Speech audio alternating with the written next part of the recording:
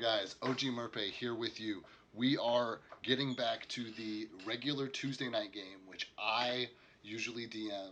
We trade on Tuesday nights between another player who DMs the other session, and then I DM my world. And so we've played his for about the last 6 months or so, 6 to 9 months. We just reached a good clean breaking point. He got married. Congratulations, Anthony.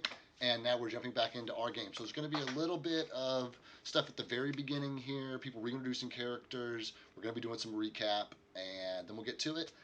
Little disclosure: this is usually my home game. These guys were nice enough to, be open to me streaming this, but they're just having fun. They're just playing D&D. So we'll take it from there.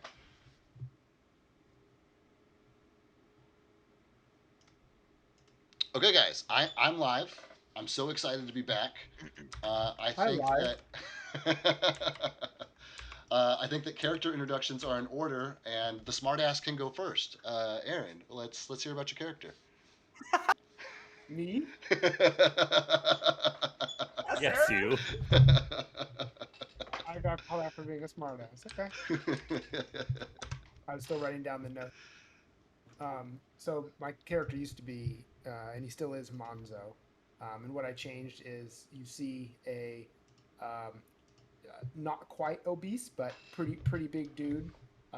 He has not a unibrow, but it's close, and his nose is up really high. He wears kind of a thick robe, and you see just a lot of flesh, big body, sweat stains under the pits, big nose, gnarled fingers, and Is he's like from race type. Is he human? yeah, he's a human, Oh, okay. All right. He's just a big boy now. just a big dude. Well, is he like thick, like muscle? Like he's like fat and muscular, or just like a thick boy? All you can see is he's a thick boy. He Okay. looks like the power lifters where you can't really tell if they're ripped or not, but They've got a belly, and then there's imprints of 6 packs. yeah. The sweat marks reveal. Yeah. He's They walk real around like with heavy. their arms out, like walking through a doorway is Yeah. an issue for them. Okay. Oh man. He's That's Kinda great. like, And Joe and his Rogan. class is monk, correct? Yeah, he's a monk. Awesome. Yeah, he's a monk. Yeah, nothing else changed. I still have the same history of growing up and then coming here. I think that's all that's new with my guy. Cool. Love it. Heavy breather. He's a mouth breather, so you hear him. Joe, I like that cough. Go ahead and introduce your character next. Hey, I'm Reed. Reed is like an 18-year-old monastery kid who just came out of the church. He was handed like a sword and a shield, and whatever else he has on, and told to come over here and do this job and then report back when he's done. So here I am. I'm like 5'8". He's like 180 pounds. He's got like a shaved head kind of thing. On the armor is my god Aomade. Her sigil is on the shoulder guards. Okay. There you go. What is? Did you say what he looks like?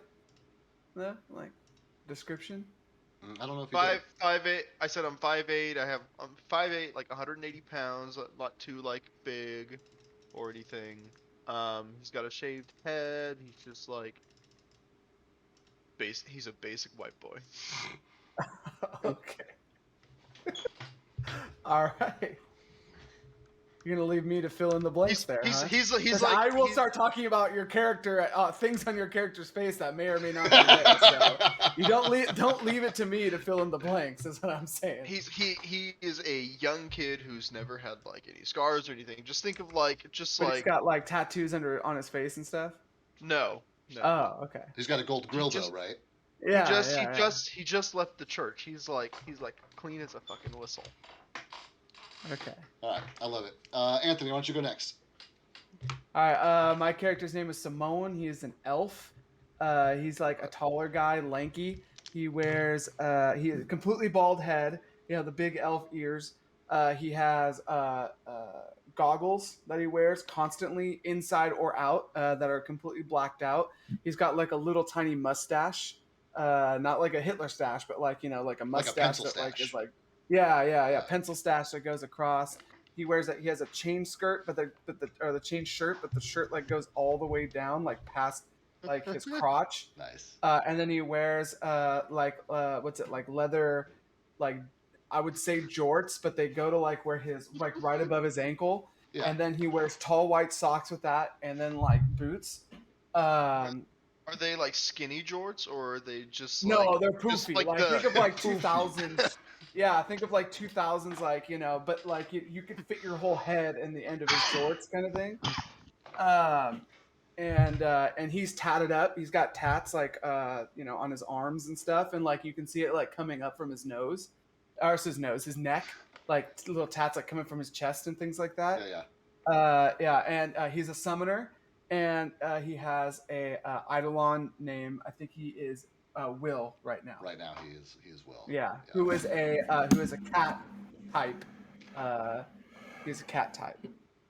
And his tattoos, are they like really well done, or does it look like he got them done in prison? It looks like somebody like drew on him with a pencil in elementary school. He's a desk. Like Yeah, exactly. Like think of like an elementary school desk. Terrible tattoos. Like Do you it. have any that are crossed out? None that you guys have seen so far. So you haven't seen him naked yet either, though. So Yeah. Right. His background is that he was a traveling merchant with his parents, who then he fell into like an ancient temple and found like a hidden power that then gave him Will or Bill or whoever is Eidolon is at during the that moment. day. Yeah, at the moment. Yeah. And that's a super fun part because you are a summoner is your class, right? Mm-hmm. That is correct. Yeah, so that's fun because he gets to change with you every level. You can switch him up. Mm-hmm. Cool. Soto, I see your camera on. I see you stroking your beard there, looking eager to get to it. Why don't you introduce your character for us? Yeah, my character is Scythar. Okay, let me finish his name. Scythar Giantsbane. He comes from the northern mountains near Dern Boulder. He from a wildling tribe of misfits. He looks like a just giant 6'8", orange bearded hair. Has a fascination with tall blonde women. Just giant muscular proportions. Making a DM note for myself. Attracted to tall.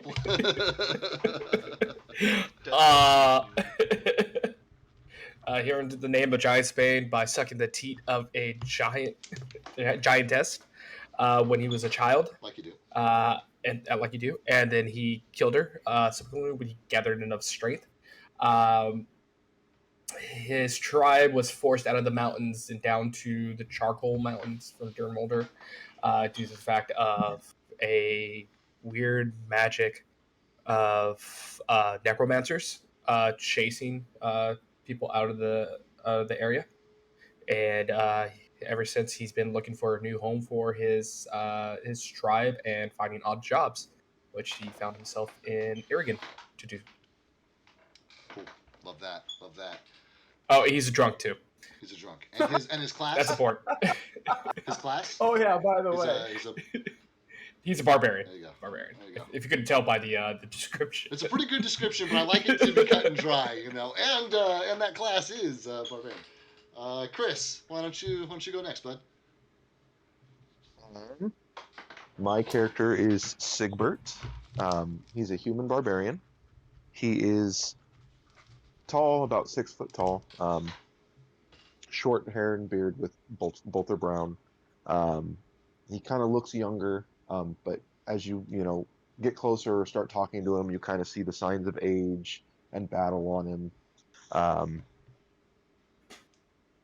he just wears basic hide armor, has a long sword on one side and a battle axe on the other, and he's just been a traveling mercenary, just finding odd jobs, just kind of seeming like he's trying to escape from something. Yep, that's Sigbert. I like it. Stover. So this is Arthur Struva. He's a professor at the New Castle in New Birmingham, and he got there after fighting in some pirate war that has been undisclosed at this time, other than like that one bar scene that everyone was talking about things right before this particular instance. He's got a bandolier, leather armor, a pistol, and he used to man cannons for a living. So the guy kind of has a interesting way of talking like this. And other than that, he's on his mission to try and find a double-barrel shotgun that was like a family heirloom because his dad's dead. So he's trying to make some kind of meaning out of his existence on his sabbatical, and then when he comes back, he'll go back to doing some experimental firearms work at the New Castle in New Birmingham. Excellent. Which leaves Tai Tai. Yeah. Oh, I'm sorry. Stover, my- your class. Oh, he's a gunslinger. There you go. Hence the pistol. There you go. All right, Tai Tai. Yeah. I play a Tesk. He is a elven sorcerer. He comes from the College of the Arcane Arts, where he was raised as a scholar and read books and got kind of, teenage angst as they do, and decided to pack up his shit and leave and see what he could learn in the real world. But he didn't bring a lot with him. He's kind of naive. He doesn't really know what he's doing. So he's kind of making it up as he goes along with the skills that he has on hand. Useful or not so much sometimes. Let's see. He's like 6 foot, or not 6 foot. He is like 5'8". He's pretty lanky. An elf. He's only 135 pounds. He doesn't have any scars or anything weird like that. He is very similar to Joe's character. A naive kid. Hasn't really gotten any, terrible into anything too terrible yet, I guess. Other than nearly dying a couple of times in the last few days. Yeah, I mean, kind of falling out of a tree and almost dying. Pretty weak. He's Without sickly. his spells. No, I don't think so. He's just like he's super about weak. twice as strong as a commoner is without his magic. Wow, that's saying a lot. Yeah. So just a weak, classic glass cannon sort of thing. Yeah, but all the spells. And his favorite spell is magic missile. So. Yeah, I love it. I am going to dive into the recap as soon as I grab my Streamlight, which I totally forgot to grab before we got started. So, like 2 secs, guys. I will be right back. Be right back. It's gonna be weird diving back in as a player. I gotta make sure I don't talk over you guys and talk too You're much. like, no, that's wrong. No, I'm not gonna be like that. Try again. There he goes, telling you no again. I know. Yeah. That's my favorite thing about being a DM, just telling people no constantly. Oh, I love it. Okay. I appreciate you guys being patient. Okay, so recap. You guys have only been... No, I appreciate you being patient.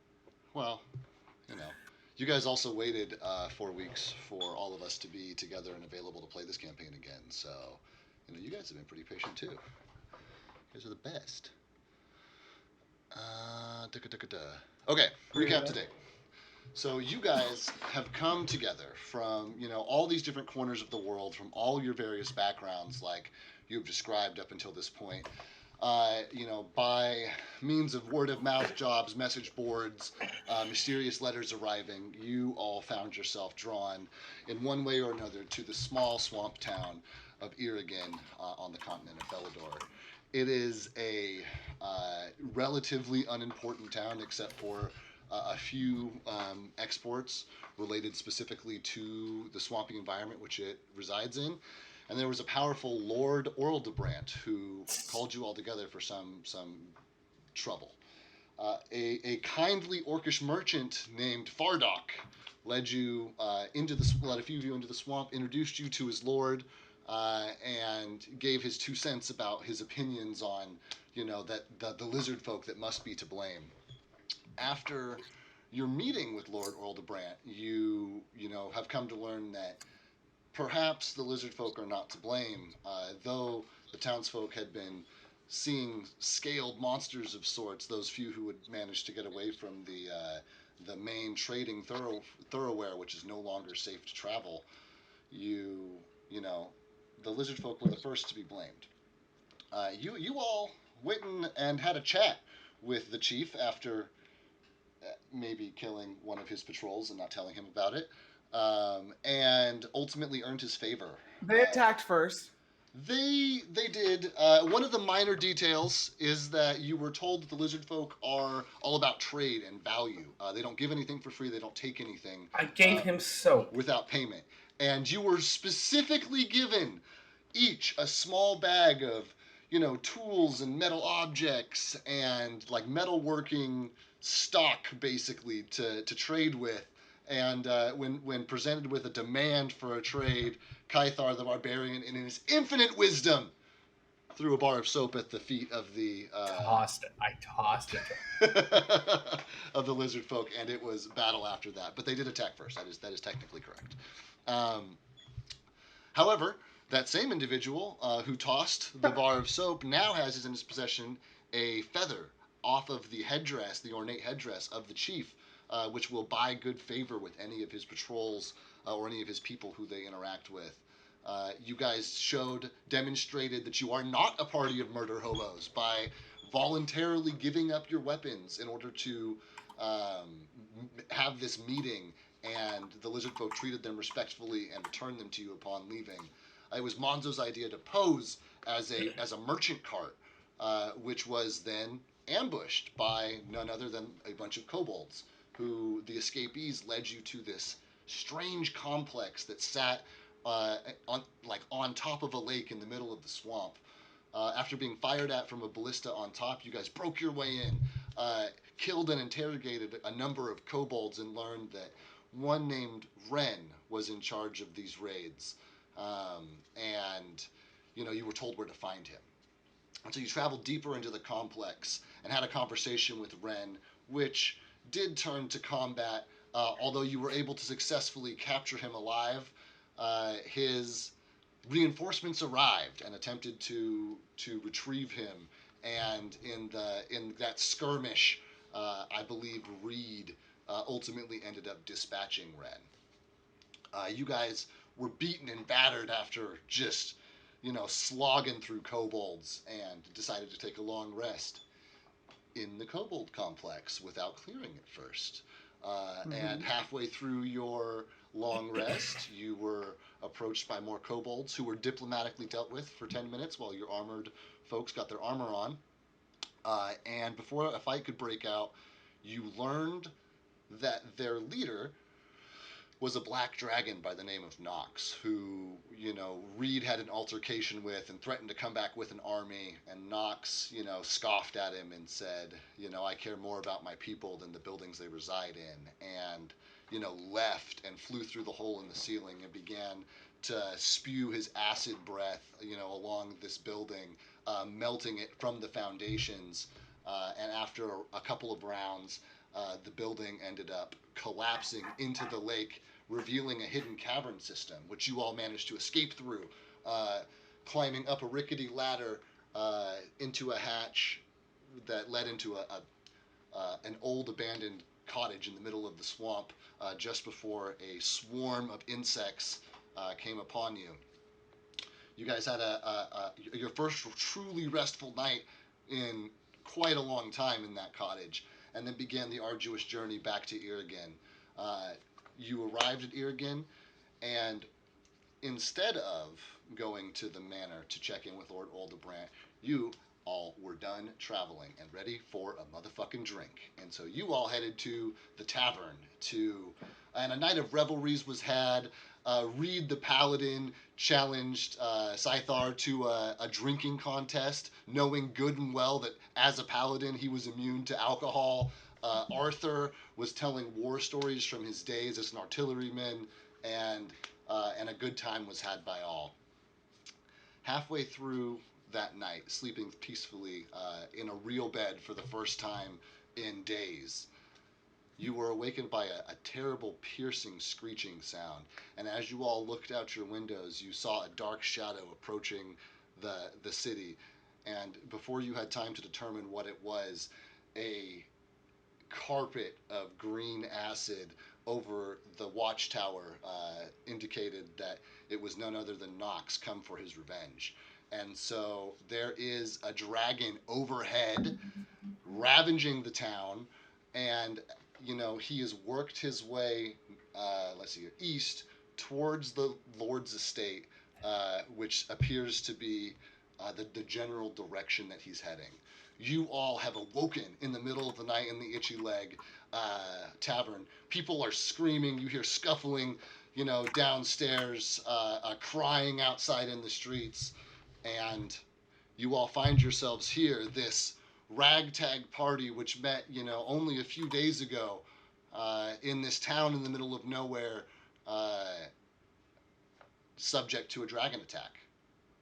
And from here, you guys may take it away. You are at the Itchy Leg pub in the center of town, and shit is not going so great outside around you. Question. Yeah. Before we get started, is Will summoned? I assume so. It only takes you a minute to summon him, right?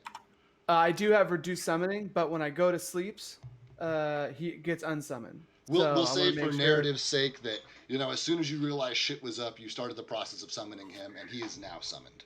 Perfect. Good to know. Just want to make sure. So around us, is the inn that we're in covered in acid? Is there any damage to the area that we're currently in? There doesn't appear to be any specific damage. You did hear the sound of like an impact in the ground, kind of rumbling. But all that feeling is kind of muted because the swamp is so like sloshy and squishy that a lot of that doesn't, it's like doesn't get through, right? Yeah. I guess Simone, first thing is I'm going to be looking for the head, the waitress we've been dealing with the most, and I can't remember her name.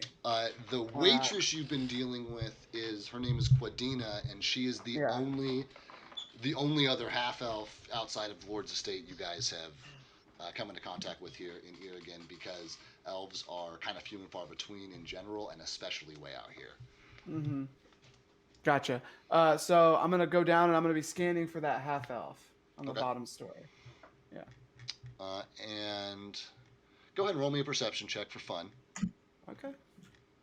Ooh, I haven't done one of those in a while. I know. That's why I want you to do it, because it's your first roll as a player in months. Wrong one. That's the wrong one. Okay, here we go. That's the wrong one. I just clicked the wrong. How about that? That doesn't look like the same color as a D20. Oh my god! Oh my god! You rolled lower on a D20. I know. I think I have a good. So that's 8. Okay. You see the owner of the establishment, Miss Moraine, and Quadina, the half elf, in the middle of the room. Speaking loudly to each other. Miss Moraine is like shaking Quadina and telling her like, "You have to get out of here. I know you don't want to go back there, but Edgetown is the closest place, and you have to get out of here." And she's just like crying and terrified, and it's obvious that Miss Moraine is like trying to push her out of this place, and her like attention seems to be like half turned and on something under the stairs. Okay, I'm gonna turn to the rest of my parties and be like, so obviously like the dragons here and shit. So like, what the fuck are we gonna do here? Well, I could try to throw my sword at it, but I don't think that's gonna work. Should we ask if there's any missiles or shit we can throw? We need heavy guns. Hey, fool, let me tell you right now, like, that puto that's, like, throwing, acid and shit everywhere, I don't think we can, like, kill him and shit. Not with the weapons we have. Yeah. So how do we get out of here? I'm pretty new here. I don't know too much about this place. Edgetown, right? Yeah, and don't you forget it, puto. Now, I think if we ask, like, the locals and shit, maybe they know a way out of here, right? That was, like, my first thought. I know, crazy idea, am I right? As if Fuck on it. as if on cue, Fardok, the orc who you guys have had dealings with, the close personal friend of Lord Oldebrand, who has kind of operated as the middleman for you guys throughout this whole process, comes bursting through the door of the inn and he's out of breath and he, the guards, they're all dead. The Lord, he's in trouble. Cool. Sounds like you guys got a problem. We should probably head out. Well, I'm gonna look at Fardock and be like, "You've been so nice to us, but like, your lord hasn't paid us to like protect him. He paid us to like figure out what's going on in the town. So like, what do you need?" I need your. Oh God damn it! I need your help. He's trapped, and is he talking about money? He's a fucking lord. You don't want a friend like that. Doesn't pay like a lord. I'm gonna go ahead. Sorry. I'm gonna be like struggling to put my pants on, trying to buckle them, and I'm gonna peek my head out of the door. I want to see, is it chaos out there, or is he struggling to burn down the whole city, or is about to go under right now? So Irragin is built primarily, though they do trade metalworking tools with the lizard folk. Like there's not like metal's too heavy for the swamp, so pretty much everything's built out of like reeds and wood and shit like that. It's not like there's not a single stone building in town. Even the Lord's estate only has a stone foundation.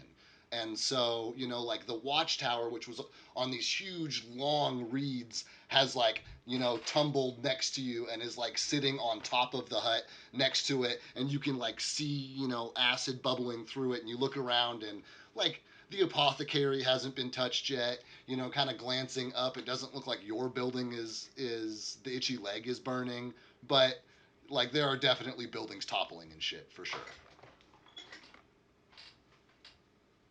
I'm gonna pull my head back and go, looking bad out there.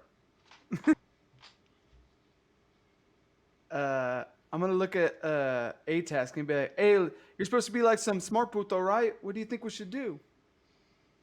I don't know how to fight a dragon, so I think maybe we should leave. Wait, you're telling me you read all these books, you don't even know how to fight a dragon? Well, you have to read the books about fighting the dragons. I didn't really read the books about fighting the dragons specifically. It's like dragon adjacent books. Really, frankly, I don't know what we're supposed to be doing in this situation. Sounds like the Lord needs help, but I feel like we're gonna die from an acid dragon. So, I'm gonna look at Fardock and it'll be like, "So you guys got any like things to take out a dragon in here?" This is not in here, he says, but the Lord, he has a barracks for all of his soldiers. I thought I remembered some of you admiring their armor quite fondly, actually, now that I think about it. And you guys remember the Lord had, like soldiers in full plate that were like guards for his personal estate. And at one point, somebody had asked him, like, "Hey, man, you got all these guards." I think it was actually Simone. "Hey, man, you got all these guards floating around here. Like, why don't you send them to go do this job?" And he was like, "I lost enough men already." And then you were like, "Well, maybe you can outfit us like them."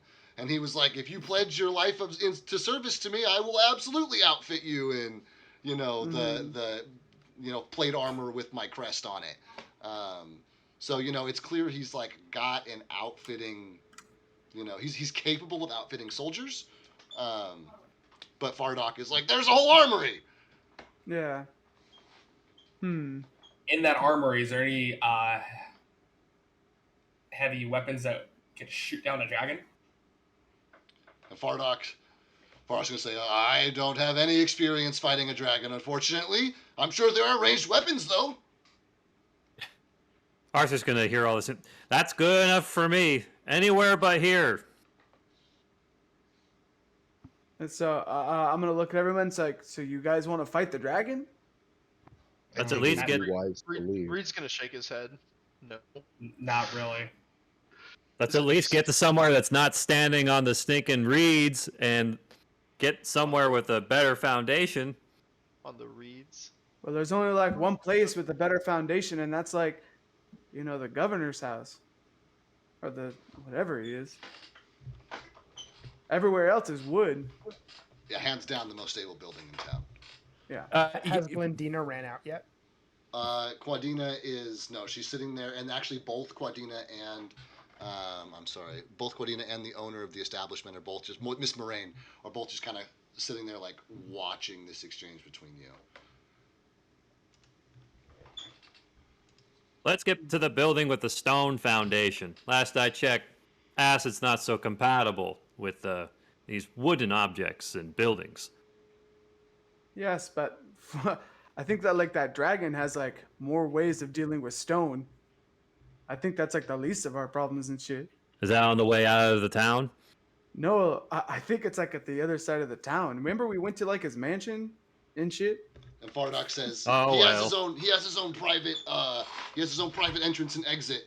I'm hoping that you can escape with him through that exit if we can get going. If we just got to get him out and I can get some like new drip and shit, then yeah, I'm down to go save him. Not fight the dragon, I'm down to save him though. I can do that. Not I've quite been sure jammed, what so drip let's is, just go. but Yeah, let's go. let's do it. Okay. I'm down. And then I'm gonna look over at what's it, Sigbert. Be like, what do you got, fool? You want to stay, or should we stay, or should we go? Now. Well, this indecision's bugging me because if we walk out that door, we're dealing with this dragon. I say we run away from the dragon to save the Lord. It's a pretty thick All right. swamp. Well, it can be lucrative, I'm gonna right? follow you guys. I mean, either way, I think we're gonna be melted by acid, but that's just me. I agree with Sigbert. This is very much a damned if you do, damned if you don't. But we might as well just go. So what do we have to lose? Let's go. Before I go, I'm gonna go up to what was her name again? The waitress. The wench Quadina. A wench, Quadina. I'm gonna go up to her and be like, "Hey, get everyone going and try to make it out of the town. We're heading to see if we can go get like Lord Olderbrand and shit." And she just like It's like totally petrified. It's just like nods slightly, and Miss Moraine just like puts two hands on her shoulders and begins like walking her out. And she like looks over her shoulder under the stairs, and you see cowering there, like creeping his way out slowly, is Randall the racist. Randall the racist? Who is this guy? I have not come across this guy. Who's Randy? he was a guy that we dealt with earlier who definitely did not like elves, I believe it was, right? He was not that Yep. happy. Yeah, he was. Yeah. Yeah. Yes. So I think I tried to talk to him and he did not like me very much. So I did not like this guy. So I'm gonna go to Quadina and be like, "Hey, you can do this, right?" Like I'm gonna give her like a thumbs up and like a little jauntily like thumb, "Hey, you got this, right?" And I'm gonna try to like diplomacy her to see if she can. Or I was about to say it's not morale? usually that kind of thing, but I get that you're trying to like build her morale, and so I'm trying to boost her morale, I and I'm gonna. think that diplomacy is probably as close a skill as you're gonna get. So go ahead and roll Okay. a diplomacy check to like encourage her out the door, basically. Man, I know your diplomacy skills Finally, are I'm nuts, back in- though. I'm back at player roles now. 15. 15. Yeah, she's pretty scared, but with Miss Moraine like physically moving her as well, she like kind of gains control of her own body, and she stops being like pushed as much as she starts like walking, and she grabs Miss Moraine in one hand and grabs Randall on the other, and the three of them start like walking hand in hand out the door, like quickly, like shuffling. Okay. All right. And then right before we leave, I'm gonna tell Fardock, "Hey, did you see any of those puto kobolds out there too?" And Fardock's like his eyes go wide, and he says, "No, not yet, anyway. Oh shit, we gotta get going." All right. I'm gonna follow Fardock then. Okay. Then you guys make your way out into the town of Irragin. which and then acid gets splashed on you. which I've made a few alterations initiative. to. And so, as a reminder, you guys are here at the Itchy Leg.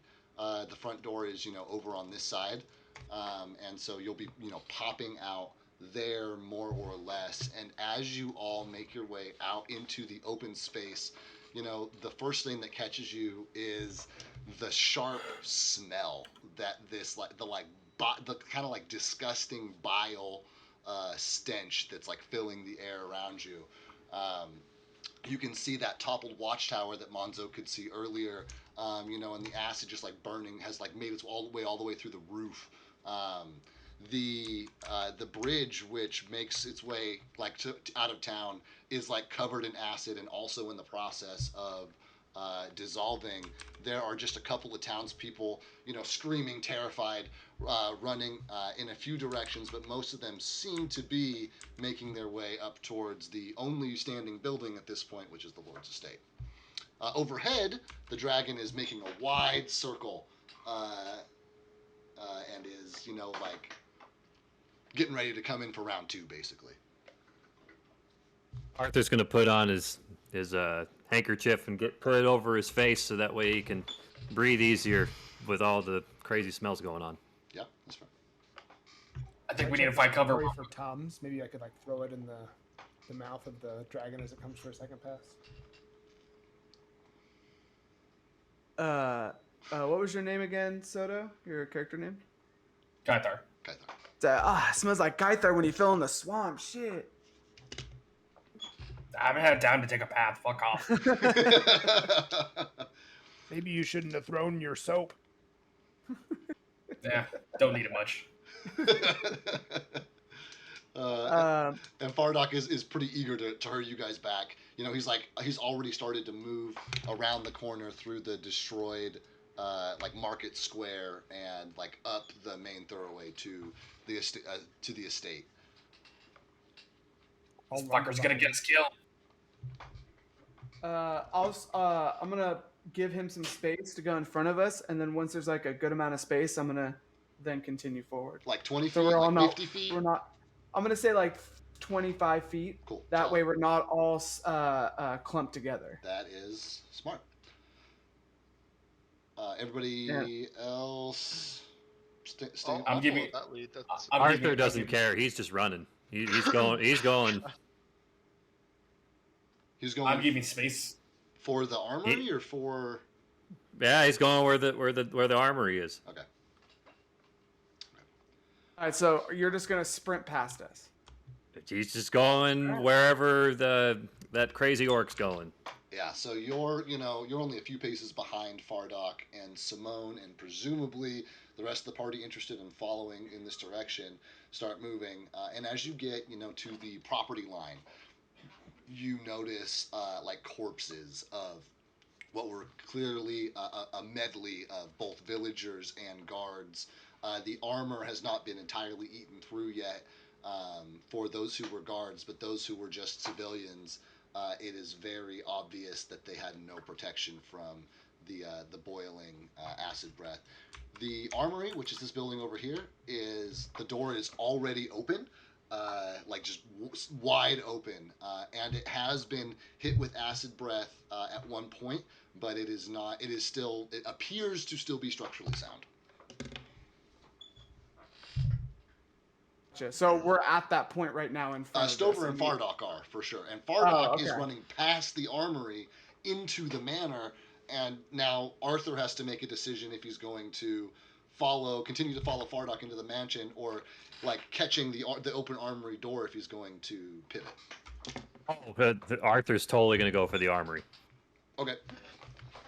You guys see Fardock run in the manor and Arthur run in the armory. God, why didn't you just follow the fucking orc? I'm gonna turn to Atesk, and I'm gonna turn to Joe. What's your character? Reed.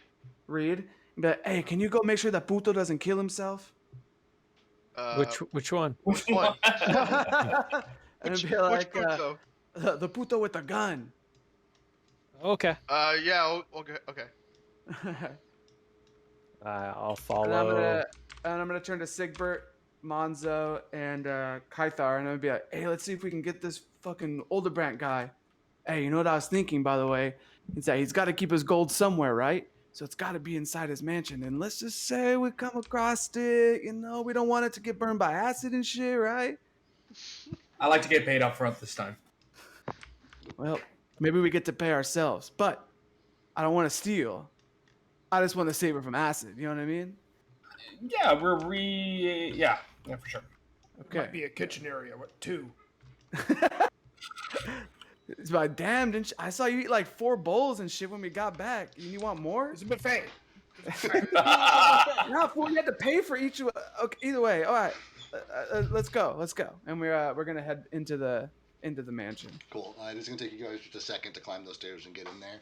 It's much faster for the other 3. It's a Tesk, Arthur, and Reed. Is that right? Or is it just a Tesk and Arthur? Yes, I believe. No, Yeah. it's a Tesk, Arthur, and Reed, I believe. Yeah, we're following him in there. Cool. You guys, I don't have an interior map for this. So you guys walk into the armory, and like about half of the 3/4 of like all the armor sets and all the different like weapon racks are empty. It's clear that they are on the soldiers that you found dead outside. But there are, pretty much any standard weapon you guys could want. There are, a range of heavy crossbows and regular bows in here, and then most notably to you guys, there are still 2 sets of full ass plate armor with the Oldebrand crest on it, but there are just 2 sets of armor hanging out on racks. Go ahead. Correct me if I'm wrong, but paladins do not have like an encumbrance because of their armor, right? Is that? I Like, think that's at a certain level. at a certain level. Okay. I think you get heavy armor proficiency at like level 8 or something. I see. Okay, got it. Is there a simple crossbow? But all you do is you take. I think. Well, you do take some stuff. There is a simple crossbow. Yes. I will take it. You didn't have a single ranged weapon other than your magic missiles up till this point, right? Mm-hmm. There's also a sheath with 20 bolts in it. Do you want to take that as well? It's going to be my next question. Yeah, I will take that too. Great. The perceptions check for I'm any good. level of. I'm ready to go. Okay. I'm gonna grab the plate armor. I'm gonna stuff it in my one of my nappy sacks just in Okay. case. Yeah, that's heavy. it'll take you just a minute to stuff it in a bag. It's not a big deal. Yeah, I want to do perceptions check, see if there's anything else as far as heavy weapons or any clues, gunpowder, cannonballs, anything like that. Give it a roll. 13 plus 10, so 23. I don't think. You almost lose hope looking around this place for something that, that's like your speed. But you don't see any gunpowder stores. You don't see anything that looks like, ammunition. And that's not the worst thing. You have your own powder. You make your own ammo. If only there were a gun here somewhere. And then you see hanging above the mantle is a battered musket. Because you only have a pistol right now, correct? That's true. So Arthur only has a pistol at this time. There is looks like a family heirloom of sorts, or it's like a novelty. It's almost like a showpiece. Like you're not even 100% sure if it's functional, but you see it hanging there on the wall. Arthur instinctively jumps up to grab it and pretty much sees if it can be slung around his shoulder and is looking for anything else that would go along with it. There does not appear to be anything that goes along with it, but at first glance, this does appear to be a functional firearm. Okay, so he clears the breach and he inspects the fire Definitely in mechanism. need of cleaning. Yeah, needs cleaning. But no heavy guns. So Arthur at this point is as happy as he found about the battered musket. He too wants to go and get to where the rest of the party is going. All right, So you're going. no heavy guns. Nuts. Let's go to the other building. Okay, and you guys are now following up behind the first group? Yeah. Okay. Give me a second.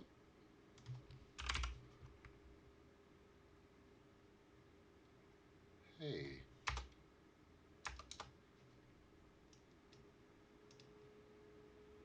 You're looking under all games, not saved games, I think. Oh, Yeah. thank you. Yeah, I think Yeah. this is it anyway. I do that all the time, that's why. I was like, hey. Yeah, this is it. Okay, good. It may take a second to load. There's a lot of stuff here. Okay, great. Maybe I shouldn't watch your stream, so I don't know Yeah, what's going on. Yeah. I mean, I try to zoom in and stay just on the area you guys are on, but it does take a second for the camera to. Of course. You guys are Irragin characters. Boom. Okay, so go ahead and pull yourselves out of there. Ooh, we're pretty large. Yeah, scale yourself down. You know, it's an interior map though, so I mean it's not as big. These little squares are 5-foot squares, so I mean you can. I don't know if I can scale myself down. I don't know why you might need to leave and come back, Anthony, because you like couldn't pick your color. I do not have permission to scale. Yeah, just scale me. It's okay. It's not a big deal. That's wonky. Okay, so this building has seen like the brunt of this attack. Like it looked like all the other buildings got like a carpeting, but as you approached it from the outside, it was obvious that this building has, you know, seen multiple breath attacks that literally melted the building that you guys were in previously that sent you through the underwater caverns. And where the stairs and the, I don't know what it's called, the loft area, because it's like open. This is like open. There is no second story above you. It's high ceilings.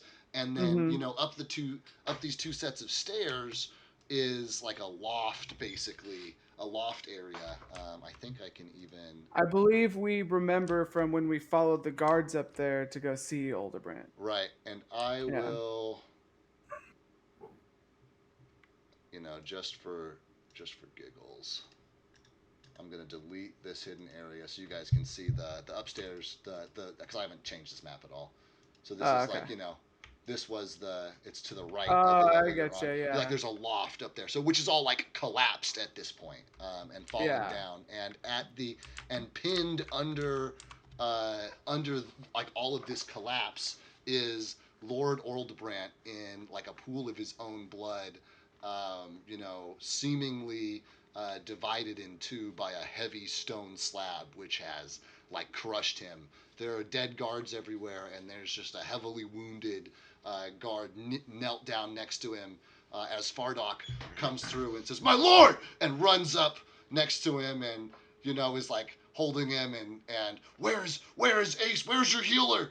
And, you know, Fardock is trying to speak, but you know, his voice is garbled, and the guard turns to him and says, "We haven't been able to find him.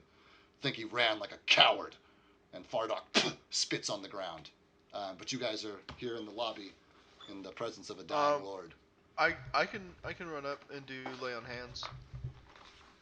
You run up and you do lay on hands, and he, like for a moment, comes back. He comes back, but then he immediately is in incredible pain again, and it becomes intuitively clear to you that because he's being crushed, you can only ever heal the top half of his body, and the bottom half will just continue to be crushed. I look at he's fully in half. I look. Oh. I look at Siegbert. It's like, help me lift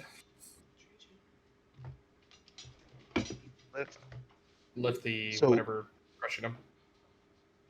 What's crushing him is like a 15-foot by 15-foot by 3-foot marble slab, basically, which is like a huge chunk of the second story, which is just like all that ornate stonework that you guys were admiring the first time you came through here is now literally crushing the Lord to death. I want to get paid, so I'm gonna try. Well, I'm gonna look at all the stuff crushing him, and I'm gonna look at Kythar walking up there, and I'm just gonna kind of grab him on the shoulder and just go, I think it'd just be best to slit his throat and end it now. There's nothing we can do. Find the secret exit. And Fardock, how quietly did you say that? I just said it like nonchalantly, like it was just like everybody like kind of I said it in a way that like everybody kind of knew that's what we should do, but nobody was doing it. Right, and Fardock will turn to you, no, we can't. He's the Lord. He's and the gurgling sound comes from the Lord, and Fardock grows silent, and the Lord says it is my time, Fardock, and he and Fardock is like tears are welling up, and the Lord like holds his hand up like weakly to you all, and says, the only thing I can offer you is. All your money? He says, take what you dare from the estate. It won't be standing for much longer. And he points back, and he points back behind him, and he says, through the large set of double doors, there is a shield on the wall. Been in my family for decades. He says, take it. That's not. There's a friend in Edgetown. He'll know what to. And he, and at this point, it's just gurgled sounds coming through. Yeah. As he just dies, I'm assuming. Unfortunately, he's not dead yet, but he's no longer able to talk, so he can gurgle, but he can't talk. Arthur takes off his hat and puts it over his chest, and then puts it back on. I'm gonna turn over to Fardock and be like, I assume Fardock has a weapon on him. Yeah. Yeah. Absolutely. I'm gonna kind of point down to him, put my hand on his shoulder, and be like, I think you should be the one to take him out of his misery and shit. See? I'm sorry, Sigbert, what was that? I just said see. Sigbert, and Farquaad does. Fardock. Fardock, looks at you and looks at the Lord, and the Lord just gives him like the most subtle nod, and Fardock pulls like a small kind of like last resort dagger, out from under his belt, and hand trembling, brings it above the Lord's heart. And he leans in and whispers something in the Lord's ear as he plunges the blade into his heart, and the Lord. I always loved you. I'm as hard as you guys can't hear it over the fucking building collapsing around you and the sound of a dragon screeching outside. Please don't forget about that fucker. Yeah. Yes. At that point, Will and I are going to run to the double doors, and I'm assuming it's through the rubble, right? Yeah, I mean it's through the rubble, but there's enough. It's a huge estate, so even though a bunch of this has collapsed, like there's enough real estate down here for you to kind of snake your way around and over stuff. There's no like tight corners you have to squeeze through or anything. Okay. What about the shield? That's where I'm going, fool. Why don't you check the Lord and see if there's anything on him? I'm not gonna loot a dead man. I will. I'm gonna do a perception check. If you're gonna loot him, it's a charisma check, and if you're not gonna wait for Fardock to at least let go of him, you're gonna literally have to go through Fardock. Excuse me, buddy. I'm gonna check your pal here real quick. Can you back up? Roll me a diplomacy check, bud. It depends on how drunk he is. 14. Fardock looks at you like enraged. He says, "How dare you!" And then just at that moment, the whole building rocks, and you can hear the familiar like bubbling sound as drips begin to fall through cracks in the ceiling of acid, burning away at the rug underneath your feet. And he stops and he looks up and he says, "No, fuck him!" And he like stands up and he just bolts out the front door, like weapon. Like the barbarian version of In Rage, like that's pretty much where he's at. He's just like raging, running out the door. I look like, well, that's gonna give us time, and I'm gonna do a loot. Roll me Is your he- charisma check. Is he going after the dragon? You have to follow him if you want to find out. I'm assuming. No, I'm okay. Can I do a Oh. perception check on this? Too? See if I he's- was gonna do a charisma check to Oh, to Yeah, search this guy. go ahead and roll Yeah. it and hold your result, Joe. Soda, what's your final charisma? That's modifier -2. 15. 15. That's pretty good. For a Yeah. lord, that is going to be 300 gold, 20 platinum, and Holy shit. an ornate looking. It's not a dagger, like that's not the right term for it. It's more like a letter opener size. And then he's got a couple of gold rings, and he's got a necklace on as well that have some value. Gold necklace. Necklace is gold. One ring is gold. One ring is silver. They both have all three of them have stones in them. Stoned. Anthony, no, I'm sorry, Joe. You were rolling a perception check on the dude. Yeah, 15. Because you said he was injured, but. Yeah, So you have he's injured, but he does not have a slab of marble crushing him, so he's not doing great. If he gets hit by that dragon once he leaves this place, he will probably die. But he's breathing. He's up there. He's in poor health though. Paladin I'm, do. gonna- I'm gonna look at him and say I can heal you if you're willing to run with us, but if you're just gonna go after the dragon, I'm not gonna waste it. I have them to look out for. He is going to turn to you and say, "Yes, I will fight with you." Okay, great. I'll do a lay on hands on him then. Okay, great. Which is a 2. Yeah, roll the healing. Give me the number. I will jot it down here. Yeah, gotcha. Anthony, you are back in this back room. There is a carpet which is covering it right now, which got all kittywampus when I Okay, moved I see that. everything. But Yep. Oh wow, a 3. 3 final.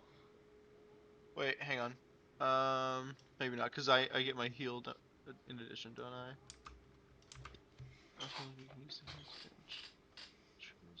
I? Yeah, that's it. Wow. Okay, well, I will go ahead and that guard gets 3 hit points, and you watch as one of the open, sores on his face from the acid, kind of bubbles away, and the skin smooths back over. He feels grateful. Anthony. He his acne clears up. Congratulations. I know he had an ingrown hair, but not anymore. Yeah. Anthony, you come back into what is obviously some kind of study or leisure room, a place where it's clear, even a lord would have spent a lot of time. Every surface is plushed. The fireplace is inlaid. The tables have stonework involved in them. And besides the various, instruments, writing tools, artistry tools that are in this place, you see hanging prominently on the wall is a large, mirrored, a mirrored surface steel shield that has an etching of a dragon, flying around over a mountain, and some runes engraved in it. Okay, so the first thing is Will is going to jump up on the top part of the couch and go to sleep, with his paws out and stuff. Gotta get cat, the important stuff out of the way first. Okay, yeah, I got you. Yeah. I'm gonna walk up to the shield and I'm going to see if I can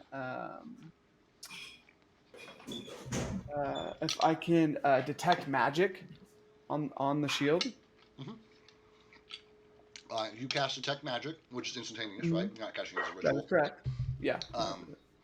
And it is definitely magic. Oh, okay. I'm gonna attempt to use magical device on it just to determine what I can do with the runes and stuff. That makes any sense? Or if I can do that? Yeah, you reach out and you touch it, and you're. I'm playing a roll here. Isn't magical device a roll? I thought that was for if a trap is magical in nature, you use magical device to make the magical part inert, or if there's something that Gotcha. you're unfamiliar with. If there's and something you're unfamiliar, like the shield. Like in the shield's case, if you were like using it as a shield, you'd use magic device. And, Okay. like if it Okay. had a bonus before you've attuned to it, it would like trigger.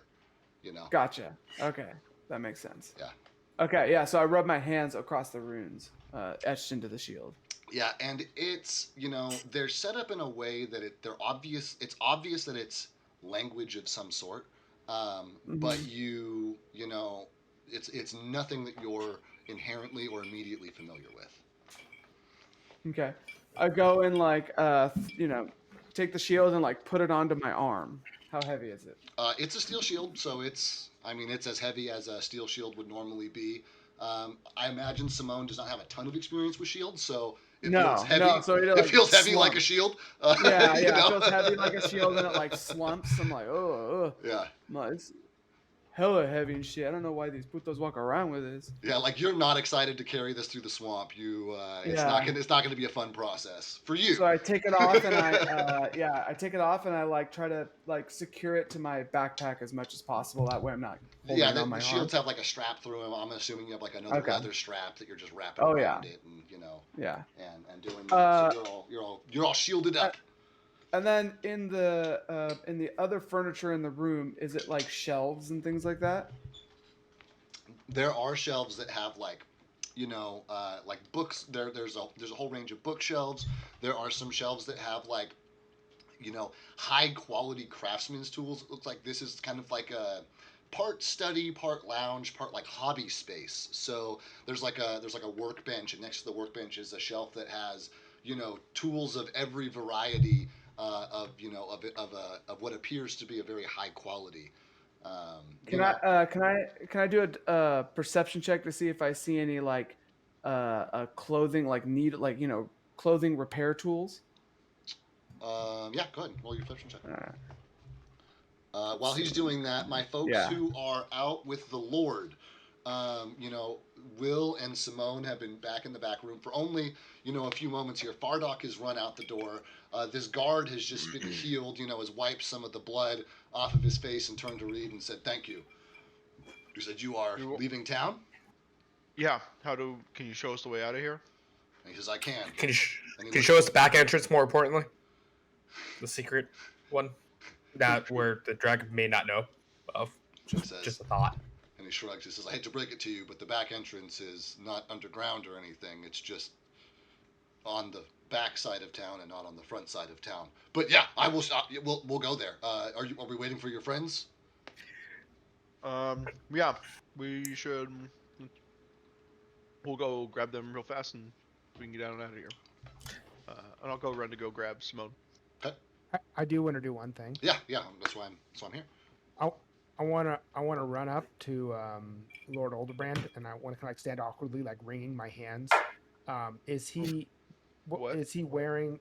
I'm not looking for anything of value. I'm just looking for like is there anything on him that stands out to me? Clothing or accessory wise. So it stands out that he's not wearing any accessories. They're all in Kythar's pocket. Okay, like a belt, or I want to take some piece of clothing from him. If you don't care what it is, because all of his rings are gone, his necklace is gone. I mean, he's wearing he's got like a cape that you can pull off his back. It's like clipped to one shoulder. Take his cape. Yeah, I'm taking his cape. Cool. You pull off a deep green awkwardly watch this? with gold braided borders, and the bottom half of it is just red, soaked in blood. Perfect. It's not a skill cape. You hit 99. Oh man! Now, the Lord hasn't been farming or grinding for that long. Yeah, I know. Okay, I'm gonna take his cape off and like kind of awkwardly look around me. And is anybody staring at me? The guard would be staring at you, but he's looking at Reed instead. Why is... I'm gonna look at Reed and. I'm not there anymore. No, I'm not there. Oh, I guess you're not there anymore. Yeah, the guard definitely is looking at you incredulously. Excuse me. You cut out. I'm gonna say, "Excuse me," looking at him. And seeing the. I'm gonna take the cape and then I'm done. Seeing the slight that this is a guard is, it's like, we could just kill you and search your body if you want. But the other guy just healed me. It's like, fuck this, and he starts starts like moving towards the back of the. It was just a joke. Now calm down. No, he's still moving. I grab him by the cape and bring him back. Is he wearing a cape? I don't think the guards wear a cape. But you can grab him by his, shoulder, by his neck or his collar or some shit. Roll me a CMB check, I guess. Gotta figure out what this guard's CMD is. That's cool. That's my first thing I wasn't prepped for tonight.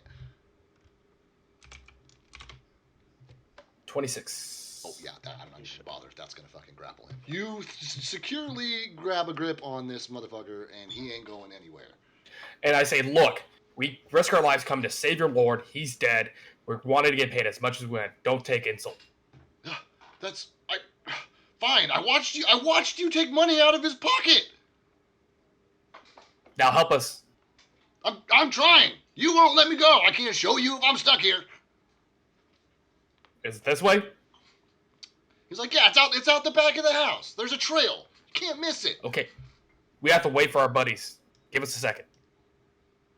He won't struggle against you immediately, but he is still like complaining. Come on, we gotta get going. Like he's giving you the come on man speech while we're doing that. Let's see here. And who went to go check on him? Sigbert and a Tesk and Arthur have all been. Oh, I'm sorry, you guys weren't. My armory guys came through the door right before Lord Orlebrand died. I'm sorry, that's on me. I should have narrated that. You guys came in just in time to hear Lord Orlebrand, point back at the and mention the shield, where the shield's location is, and to perish and to see Fardock dramatically slaying him. So the three of you, do you have anything to say to your party? Reed is nowhere to be seen. No. Shortly after, both Simone and Reed tear off towards the back of the house. Reed and Simone. I just said I was going to go grab him. Okay, but when there's a period of time when these guys bust through when they're not necessarily sure what's going on and not everybody's around. So the rest of the party should tell them what's up. Why is the Lord dead? What's going on?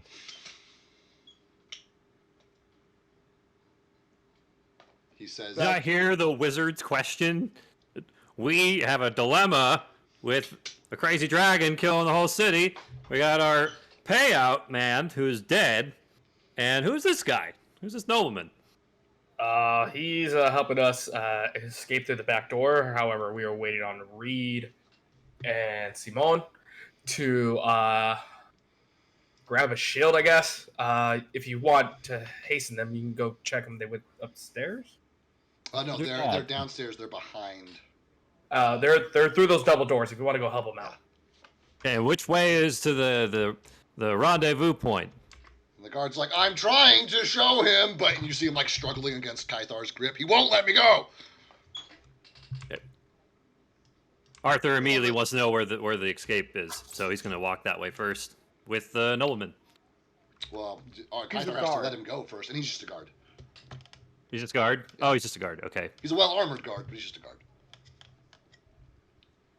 Hey, Kythar. No, I'm not letting go of him until we get the rest of the group together. You can go hasten them if you want to hurry this up. Well, can we see... DM, can we see the entrance to where we're supposed to go? Can we see anything? No, the guard's just like pointed towards the back of the house, but it's like a manor with it's like a maze of hallways and doorways and rooms and shit. And so, it's like there wasn't anywhere obvious. There's no obvious exit point in the direction. There's a door there, but you don't know if it leads outside or into the next room or what. Okay, well, in the meantime, Arthur will start heading that direction, but remain in eyesight. So to see if the nobleman's face is giving him a yes or a no, but he won't go any further until he gets more clarification. So then he just stands there. Sick. Getting exasperated, I yell out. Hopefully, I'll do a Constitution check. Yeah. I'll yell out. You guys done yet? Give it a roll, and then we'll switch back to them. Constitution, right? Yep. 17. Solid. Simone, you were rolling a perception check, I think. Yes, I'm looking for specifically like clothing repair tools, like a sewing kits, like high quality sewing kits. Great. What's your final? And I got a 13. You do take a minute to look through, all the different various tools, and you're looking through them, and you find some like leather working tools, and you're like, I mean, some of these needles and stuff could work, and you're, shuffling through. The door flings open, and it's Reed coming through, and then you hear from like behind Reed through the open door, you hear Kythar's voice, like, "Hurry up!" And Reed has now like busted into this room with you. You turn back and you look, to give it one more glance, and you do see a set of what appears to be like a sewing kit of some kind. But you don't have the time to really assess it. Okay. You just snatch it up and. I'm gonna put it in my bag. Yeah, I snatch it up and I put it in my satchel and I go, "Hey, if you want those lizards putos to help us with this dragon, we gotta have something to give him, right?" I guess so. Hey, do you want me to carry that shield for you? Looks a Yeah. little So- hefty. I'm gonna look at my. I'm gonna like flex my arms, and you're gonna see it's like the still SpongeBob where he says he's been working out. And I'd be like, "Yeah, puto, I need you to grab this." I'm like gonna fall over. I'm like gonna fall over. I'm gonna take the shield from him. And can I put mine away and then use that one temporarily? Can you put yours away? Oh yeah, absolutely. No doubt. Okay. Yeah. That's what I'm gonna do. Okay, so This you looks can add like it might get us out of trouble. You can add one steel tower shield to Oh your fuck! to your inventory. It's a nobleman's manor. You guys don't have that long in here. It's collapsing around you and shit, but it's a nobleman's manor. No! I didn't know that it was a tower shield. Oh yeah, it's a No, big, sorry, it's yeah. a big, it's a big shield. Gotcha. It's all Okay. big shield. Yeah, I'd be like, "All right, puto, you got it on your back. Let's go." Alright, I'm following. Yeah, let's go. I'm Sorry, like, I'm "What?" trying I'm to- gonna be like, trying "Will, to- wake up!" And I'm gonna snap my fingers and have him follow me. I have shields. Yeah, just do it in the background read Mhm. of your thing. Kythar, Yeah, you see, you're like looking back, hollering at them, and only a few moments after you holler, you see both, or I guess all of Reed, Simone, and Will, like piling out of the door, and you guys have now all reconvened in the center chamber as the entire building is rocked again, and a huge chunk of the ceiling falls down, and I actually need our three boys who just came in from the armory to roll me a dex save, please. Well, a tusk is dead. Say that.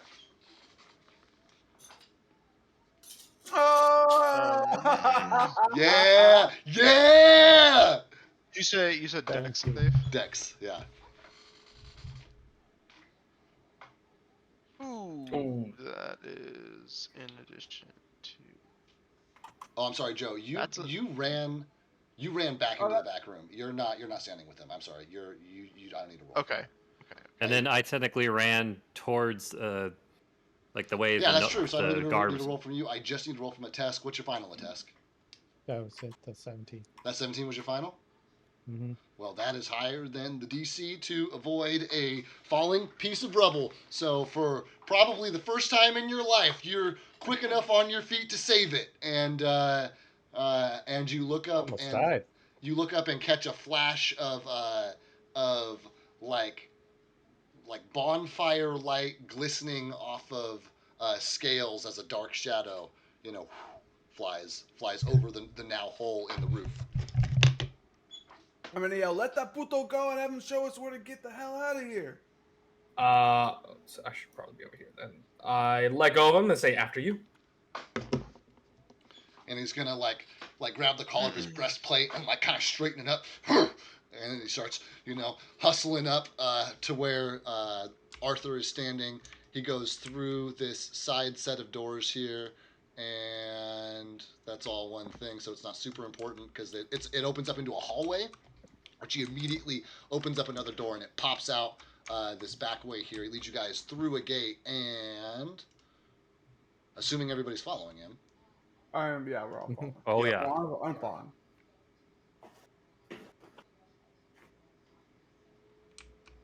Leads you out a break in the fence line behind the lot, which is if you're looking at your world map, this map is oriented so that the Lord's estate is to the east.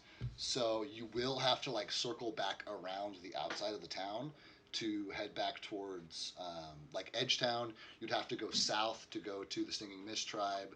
If you went farther east, you'd be back at that hut that you guys spent last night at, right next to the it's like the Misty Bay or something. I forgot what I called it. And then to the Misty north, Gulf. the Misty Gulf. Thank you. And then to the north is the desert. So to kind of give you your bearings. So I would. Where's the guy that we followed? Where's he going? He has like led you guys clear of town, and he has kind of like stopped because the dragon is definitely like focused on like destroying the town. Like he's like particularly focused on the old Brant estate, but he's like attacking it and like landing on it and using his his tail to like smash holes and knock over stairways and stuff. And he's like on a rampage. But at this moment does not. Well, actually, I guess I should make a roll. My first roll of the night. At this moment, does not appear to have noticed you guys, making your way quietly out the back. He has or has not noticed Has us? not noticed you, or does not seem to have noticed you. Everybody's fleeing to Edgetown. Maybe we should too. Let's get out of here. I say we go a little bit farther into the jungle and kind of camp out. Maybe go back to that one fucking house that we were at. And The kobolds? No, I remember we had like a nice night there and shit. By the Misty Bay or what was that? What was that, Arthur? Yeah, I think you're right. Yeah, you're talking about that hut we stayed watching for throughout the night. That after was timeline wise, that was literally like 2 nights ago. Yeah. Yeah. Yeah, that's what I'm talking about. Yeah, we hit out. That was the last place we hit out from the dragon. Exactly. And at least like it doesn't seem like he's a little distracted right now. And then I'm gonna look over at the guard and be like, and you need an employer and shit, don't you? And he says, yeah, but I'm more interested in a place to live and where I'm going to get my next meal from. What he said. I'm gonna turn around and be like, the swamp provides. You just gotta know where to find it. And as you say, I'm the gonna swamp point to my provides. You head. watch like a shudder go down his spine as he like shakes in his armor, and he's like, provides lots of nightmares, maybe. I'm gonna look at him and be like, the life in the castle has treated you too well and shit, I see. You're like used to like a bed. Look at this puto used to a bed.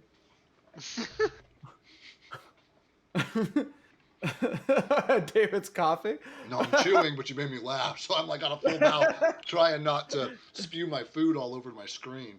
And with the diplomacy, I'm gonna be like, well, you either follow us to try to hide out in that little hut for a little bit while this all dies down, or you can go out on your own and go to try to figure out a way through the swamp by yourself.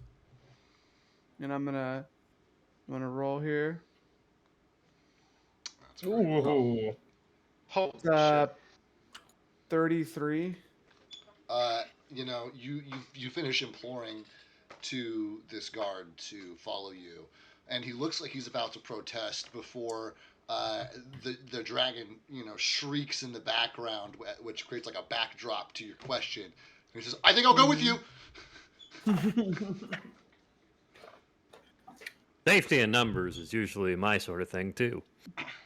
I'm trying to think. What was your you were a gunslinger, Stover, right?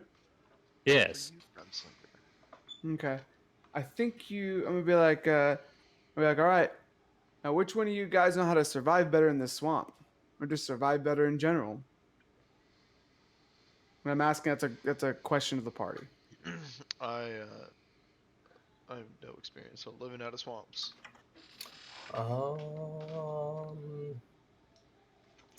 Let's see. I do all right. +6 to survival. I mean, there was the last 2 days that we've been spending in the swamps. I think I'm pretty good at it now.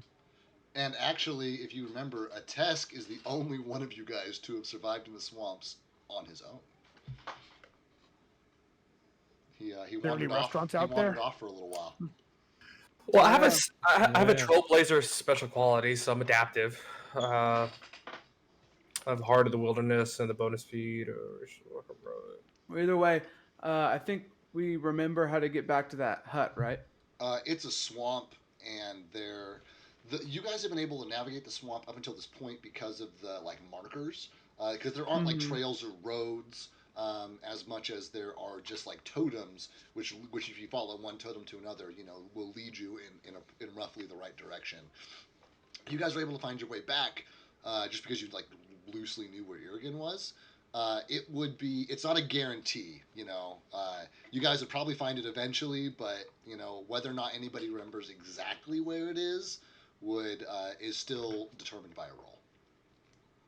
Would we know the road to Edgetown? Is it like a paved road or is it like the swampy road? Up Or... to the edge of the swamp, because Edgetown is where you all started your adventure from. It's the only really main thoroughway from civilization to where Irrigin is, and so most of that journey there's Edgetown is a coastal town, so there's a day of easy traveling, and then there's a mountain pass, and then there's another couple days on the road, and then you get to the edge of the swamp where it's the better part of a day if you know where you're going to get to Irrigin, and lots of people get lost, which is why Lord Ordelbrand sent Fardock out to collect you guys in the first place. So 2.5 days, right? Closer to 5. Oh, 5. I hate to think that we were the cause of the devastation because we attacked the cold bolts. I'm gonna be like, whoa. Let's not like start pointing fingers and shit. You know what I mean? Like, we did not tell the dragon to like come attack the town and shit. You know what I mean? You got a point. I wouldn't start pointing blame here, especially if the magistrate's coming around. I haven't been around here. Hierarchy of needs. Let's first get the shelter. All right, so it sounds like it's either we get back to that to the swamp or we try to head to Edgeville. What's everyone's vote? Need to know. I say let's head back to Edgetown. Yeah, we can Come do on, Edgetown I'll too. order food.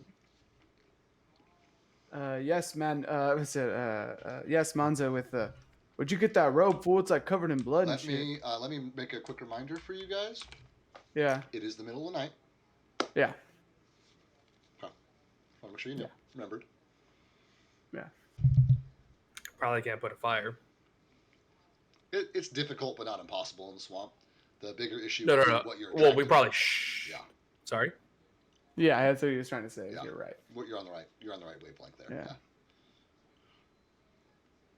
Yeah, Arthur's gonna get what he can to like start an initial kindling, and then I'm saying, hey, Unload this whoa. I'd say we're not gonna do that right here, and I'm gonna start waving my hands around like this, right? Like I'm casting a spell, and I'm going to cast Mount Communal.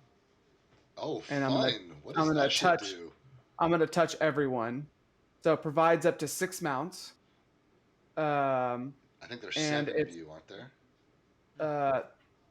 Including the yeah, new guy. We can double including up. the new guy. No, I think Yeah. there's 8, including the new guy, right? 1, 2, 3, 4. Will 5, 6. will not be on a mount. Oh, I'm sorry. Yeah, you're right. Yeah. 7. And its duration is 10 hours. No. There's 7 of you. Monzo, Simone, Kythar, Atesk, Reed, Arthur, and Sigbert. Well, what about Yeah, the? but 2 people can share a horse. That's fine. Yeah. I just you guys gotta establish that. Yeah. Elves are also like Legolas style, physically lighter than humans are. Mm-hmm. If you guys are gonna double up, it's important information to have. So as I wave my hands around, like you see like being summoned like from shimmering mirrors next to them, and then boom, a horse pops up right next to him. Oh. Well, this is, you can do this. Hey, I got a few tricks up my sleeve, and I like start like like pulling my sleeves down. And I request that my horse be like pretty obese too. You have like one of those Budweiser horses. Clydesdale. Yeah, you have the Clydesdale. Yeah. Chonky boy. It's all, yeah, and I'm gonna be like, don't worry, I thought of you when I summoned this puto. So it's like, all right, with these horses, we got them for like 10 hours or something. So like, we can either head to Edgetown or we can head to like the shack. I think we I could get- get pretty far on these horses to Edgetown. We really could. Not to mention, horses don't always do so well in the marshland. They can't go very fast due to all of the. They can go faster than us, though. Could tell you that much. I wouldn't recommend putting horses in the marshes. Let's at least get. I recommend a paved road for the horses. Well, it's too late. Like you guys one are in the graceful marshes. motion. Yeah. Well, we could Yeah, still one use them to graceful- walk. It's just we're not going to ride them until we get to some better ground. Shall we take a vote? I'm okay going to Edgetown. I'm down for Edgetown. Down for Okay. Edgetown. Hashtag. I think anywhere's better than here. Let's go. You Let's said it. ride! You guys hop on your horses, and the guard begins to sheepishly navigate in the direction that he believes is towards Edgetown. Are you guys going to follow him, or are you guys going to try and find your own way? I try to do a. Well, I should be the one to do a knowledge check on remembering the travels from Edgetown. It's a survival check I'm in the gonna- swamp. Yeah, that's what I was gonna ask. And be like, "Hey, you," and I'm gonna point at Professor Arthur, I think, and be like, "Hey, can you point us in a direction of like where we should go?" Sure, Arthur's going to look around and see if he can get himself some bearings for the group. Sounds great. Go ahead and roll a survival check. Oh shit! What's your final? Holy shit. Oh, you know I saved it. What's your final? Finals 26. Great. That is a great reminder. I did forget to go into this before we started. That there are a couple of differences between Anthony's campaign and mine. And probably the biggest one for you guys in the day-to-day is that a 1 and a 20 is only automatically a success or a failure within the means of combat. Everything else, you get a modifier on it, and it goes against the DC. So I just want to lay that out up front. And I especially want to do that during this check because with a sailing score of 26, it's the same result as natural 20 would be. And so, you guys are just fucking expertly navigated by Arthur, who is like correcting the guard as you guys are going through. He's like, no, it's over here. No, you don't want to go that way. You want to come this way. And he's helping you guys along, and you are able to travel to the edge of the swamp more or less undisturbed outside of, mosquito bites and bloat flies and normal like pests of the swamp. There are no other creatures, other inhabitants which come out to disturb you guys. It is No leeches either. well, you guys haven't seen the horses below their chest yet. You don't know if there's leeches on them or not. Oh, I was talking about me, but Oh yeah, not on you, not on your boots anyway. thank God they're magical horses. I know. I'm gonna unsummon them in a couple minutes here. And so you get them for 10 Yeah. hours, right? Yes, duration says 10 hours. so riding all night. So let's see here. Yeah, so you guys got some sleep before you started, so I'm not worried about exhaustion. On a good day, it would be the better part of a day's travel to get there. You guys are traveling through the middle of the night, but you're on horses. But you're going to have to make a wide circle around Irragin. I'm assuming you're making a wide circle around Irragin to get back out that direction. I'm assuming you're Yeah, not just I think walking through we're town. gonna try to take the road. back in the, Yeah. No, Arthur's not trying to take the group back into the burning town. right. Yeah. Right, and I'm assuming you guys are giving it quite a bit of distance. So I'm going to say that for narrative purposes, at about the time that Anthony's spell is up, you guys reach the edge of the forest, and it's like the early morning hours, probably like 10 o'clock in the morning, and there is behind you over the tree line, you can see a cloud of dark colored smoke, rising in the early morning light. So it's like my spell just ends and everyone just kind of falls to the ground. Douche. Wait, reflex save. Reflex save. No, if it was 10 feet or more, I'd make you do one. But if it's Okay. less than 10 feet, you're good. All right, All you good. see is me cannonball in the water, and water goes. It'd be like, oh, at least a forest is better than a swamp. Shit, I hate my feet, and I'm like trying to clean my feet. I'm like, I hate my feet being so like wet and shit. Yeah, definitely been wet for days. Other than they got to dry out for half the night while you guys were at the itchy leg, and then you guys started turning to the swamp again. I'm gonna look at A-Task and be like, you ever heard of gangrene? It's like when your foot like dies and shit. You ever seen that? I'm not a medical doctor. I don't read about anatomy. And you're not great at parties either. Shit. Look at him. It's like, what are you good for? Hey! He's done some magical shit in the past. All right, he's good for something. Bombs away. Yeah, I cast Exactly. spells. So like everyone's got their time to shine. You know what I mean? Like when you grab the guard, right? You got us out of that house. If you just let him go, what the fuck we were gonna do, huh? Is the guard still here? He is, and I actually want to know: does anybody have a perception score of 10 or more? Like when you roll the dice and add your perception to it, does anybody have a 10 in that number? Yeah, I have a 10. You have a 10? No. Yeah. I do not have a 10. No.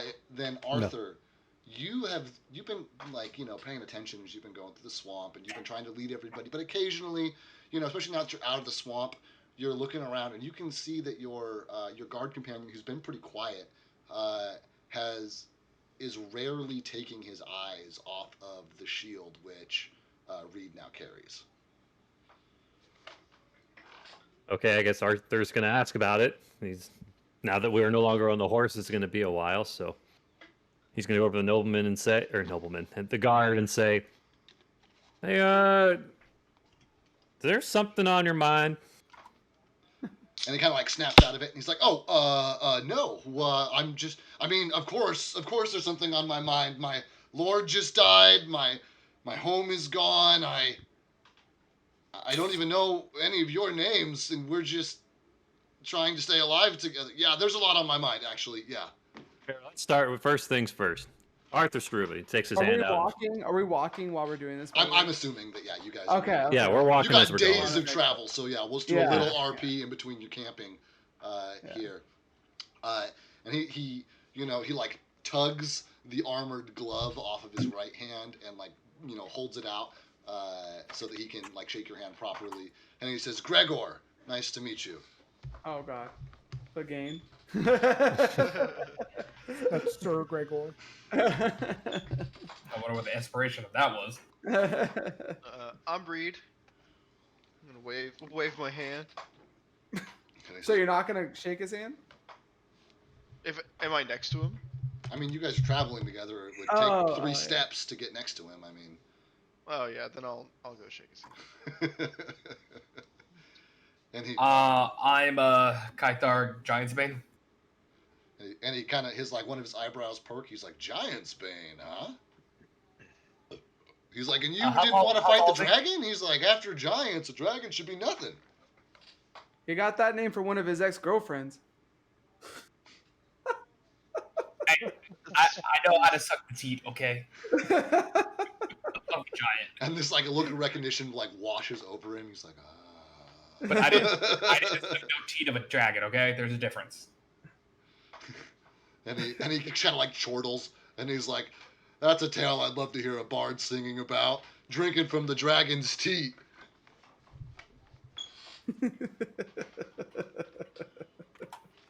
So, you got a colorful sense of humor there, huh?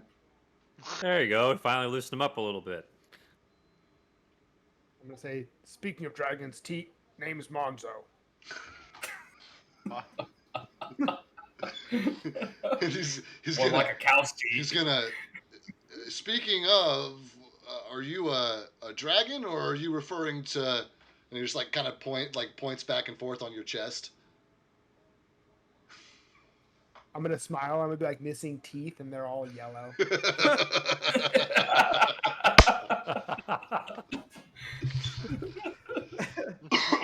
like super. You can whistle through the gaps. So Demi Lovato fucking just fucking. Oh man. So should we make camp here, or should we keep going?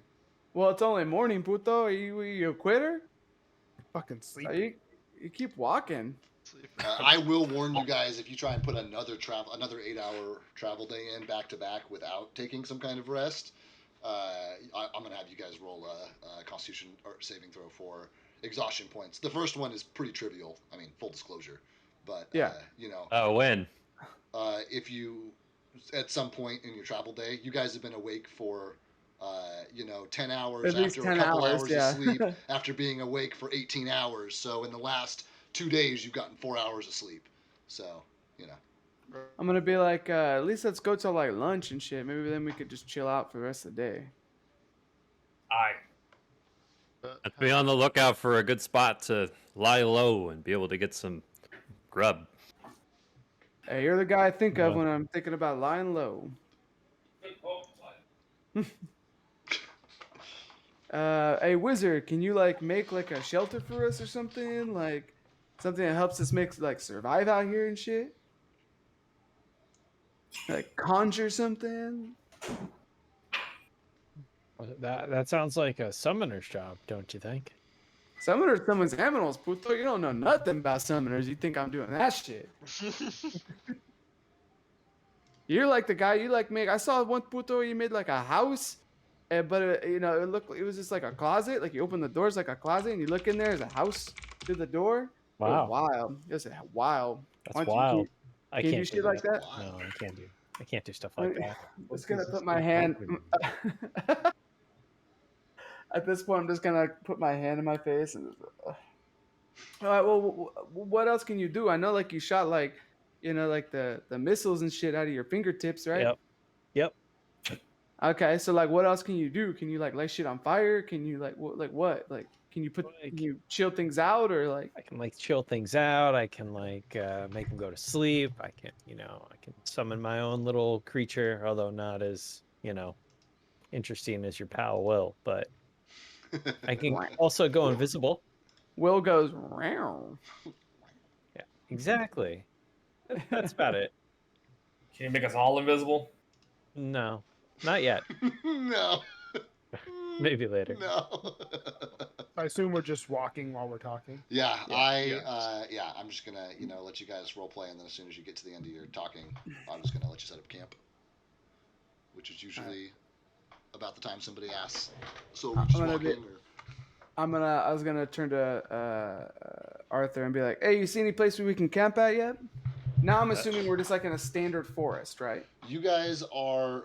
So the edge of the swamp opens up against like a meadow, which you cross for the first couple of hours. After that, it's not like a forest. It's more like a tundra. Like there are trees around, but they're not so densely packed that you like can't see through them. They do provide some shade from the afternoon sun, but like it's not the kind of forest you'd be able to like run into and hide. Gotcha. Yeah, Arthur's on the lookout for a big tree, something that we can utilize as some kind of shelter. Do I got to roll or anything? Because you rolled such an excellent survival check, and this is all part of the same journey, I am going to go ahead and just take that roll into account. And you are able to find, like, you're walking towards this big tree, and you're like walking around it, and you're like, yeah, we could post up, around here, and it would provide some shade, and you're like kind of walking around it, and you get around to the back side, and like out of the corner of your eye, it catches part of like the cliff, because you guys are coming up to some hills and some mountains. So a cliff that this tree grows next to has kind of like an S bend in it, so that if you're looking straight on at it, it looks like a flush, cliff wall. But you like were walking around the tree and you caught that there's like a gap behind it, and there's just like there's a space about big enough to set up camp that would be pretty well secured, not only from the elements but also from leery eyes passing by. Arthur looks at the S-bend and says, I think we have our camp. I kind of pat him on the back. Hey, good job, puto. All in a day's work. I can take the first watch. It's, I only have a generic forest camp, so that's what. Oh, you're fine. That's what you guys are getting. You do not have to. It sounds like Monzo offered first watch I'll stay up with him. with Monzo. Yeah, I'll stay up with Monzo. Arthur will get the fire going and then probably have something to eat and then go to bed.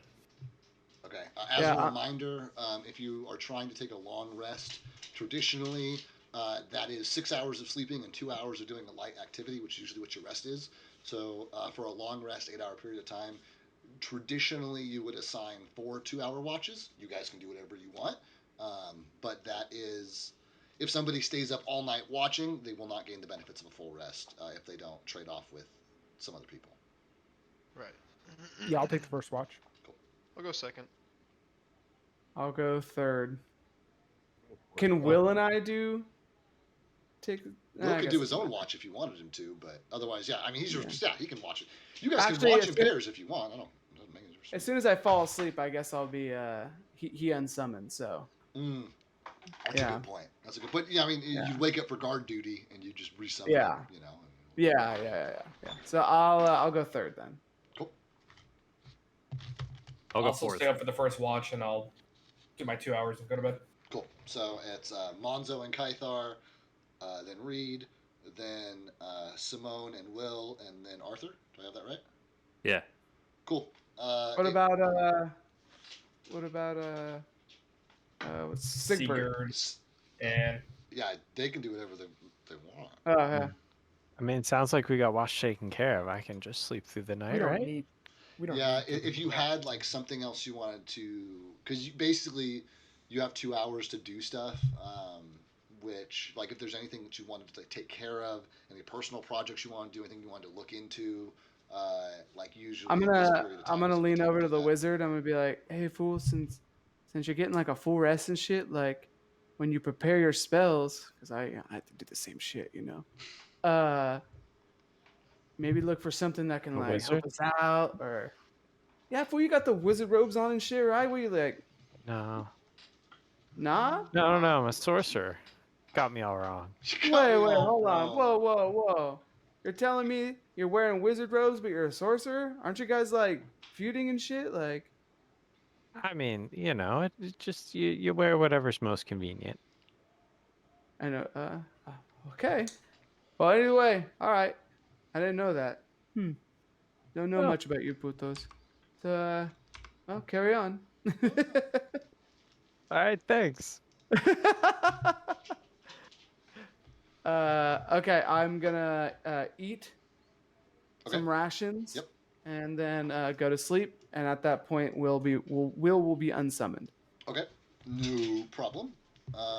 Kythar and Monzo can both roll a perception check for their watch, since you guys are both watching.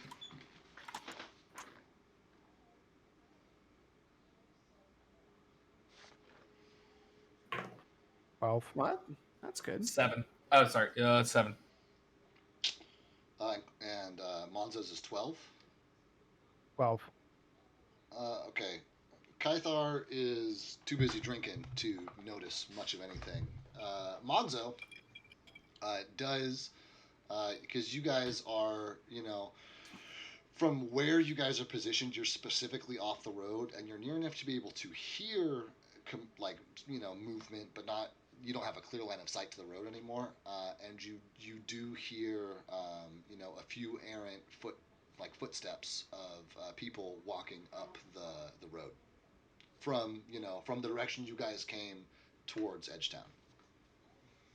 Okay, and if I remember, we went to bed in the middle of the day, so conceivably it's like 4 p.m. now. Yeah. It's You guys' Okay, sleeping I'm schedules not- are gonna be a little wonky, but I'm not concerned. I am going to do a quick lap around camp and see if anybody, they ate their rations. Is there any left over? Are there any scraps? I have some scraps in my hand. I was about to say. Yeah. That's up to the I players. kind of like fell asleep with it like in my hand, and it's like resting on my chest. Without using my hands, I'm gonna stick my head over real slow and just eat it right there. Are you trying not to wake him up? I'm trying not to wake him up. Roll me a sleight of hand check, please. Oh, Okay.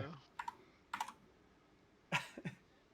I wake up to him like using his tongue to like stick it, and then like suck it into his mouth like a lizard. Oh. That's an 11. You're able to like get it in your mouth, but your like chin bumps Simone, pretty significantly, and you like pull back. And how light of a sleeper is Simone? I'm a heavy sleeper. And he, does that. Goes back to sleep, and you're sitting there with like, half of a ration in your mouth. Oh. Mission accomplished. Did he leave any like saliva behind or like drippings from his mouth? I'd say he for sure did, but they'll probably be dry by the time you're awake. Crusty even. Yeah. I have a feeling that I'm gonna have crusties on my hand and be like, "What the fuck?" It's like when your dog licks your face. Does Simone like rub his eyes or anything when he's asleep? Like touch his face at all? Does Simone touch his face? When No, he he's just kind of asleep, rolls like, rub his around. eyes He's or like- anything? He has his goggles on right now. Even when he's sleeping, he has them on. Oh, perfect. I wanted to do. I'm full now, so I'm good to go. So it's been our 2-hour watch after that. You guys have watched, and other than hearing some footsteps along the road, your watch passes without incident. So Yeah, we're since not I was doing the read. Sorry. since I was drinking my entire 2-hour watch, I'm gonna do a conception check. I roll an actual 1. I pass out. Yeah, Monzo goes to end his watch and like looks over at Kythar, who is just like loudly snoring, bottle in his hand, like rolling out of his hand, just like you're watching his gut just like rise and fall as he's just fucking out. I swear I didn't try to roll it now. He needs a sleep apnea machine. Yeah, CPAP machine. Yeah. You gonna go wake Reed up? Yeah, I'm gonna walk over to wake Reed up. I'll give him like a light, real light prodding, With one of your pudgy fingers? Yep. Keep your sausage fingers away from me. No, I'm awake. Where's the sausage? Is it my turn? Okay. I'll go set up, and then I'll eat some rations while I'm awake, so I have something to do with my hands to keep me awake. Do all that, and the soundtrack to your watch is Kythar's snoring, which, you're sitting a few feet from him while he's just fucking having the time of his life, passed out. Perception check. Yes.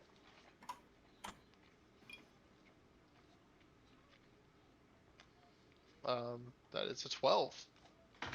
That is good enough to... Hey! You also hear a single pair of footprints walking up the road. And, in the, let's see here, early afternoon light, you are turned away from the road, but you are kind of turned towards the swamp. And though you can't see the smoke anymore, like off in the distance, you can see the thin tree line, and you just contemplate everything you left behind you. But otherwise, your watch passes without incident. Alrighty. Let's see, who was next again? Will and Simone. You're not awake. Who's next? Right. I can do a wisdom check. Yeah, sure. I don't know who's next. This might go badly. Nat 1. No, I'm just. He wakes up the wrong person. Wakes up the wrong. Yeah. Continues to stay up. 18. Oh, okay. Yeah, you remember that it was Simone who was supposed to be next. I'm gonna go gently tap Simone. Hey, Damn it. it's your turn. Oh, there you go. Because my goggles are still on, I'm gonna still act like I'm sleeping. Cool. I'm gonna tap his goggles with just like my fingernail. And then I'm gonna come at him with both hands and be like, ah, like really loud, try to scare him. Do I get like do you want me to make like a reflex save or anything? I don't know. You tell me. Sure. Is Reed a scaredy Yeah. boy? Is he? You know, what's I'm how gonna be likely like, is he to be scared? I'm gonna jump a little bit and be like, what the fuck, man? Or what the hell? Hold on, I got you. Reed jumps 3 feet in the air in response. I'll be like, oh shit, relax, fool. I'm not no dragon spitting acid and shit. As I like slowly get up. It's your turn. I'm like, I didn't know you were such a scaredy cat. Yeah. And I like kind of like readjust like my chain shirt, you know? And then I lift up my shirt and my crossbow is like in my waistband, like in the front. I like readjust that and I'm Can I do a perception check to see if it's pulled back? I mean, Or you don't have any do I perception know- check. do I Is notice it, it- is it loaded? You see that it's loaded and cocked, yeah. No Like, safety on or I'm anything. gonna look at that and be like, hey man, be careful with that. He goes, oh, what? Waiting to happen.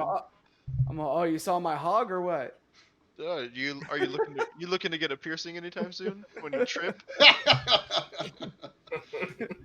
Well, that's the thing. I don't trip. Now, why don't you don't trip and go to sleep?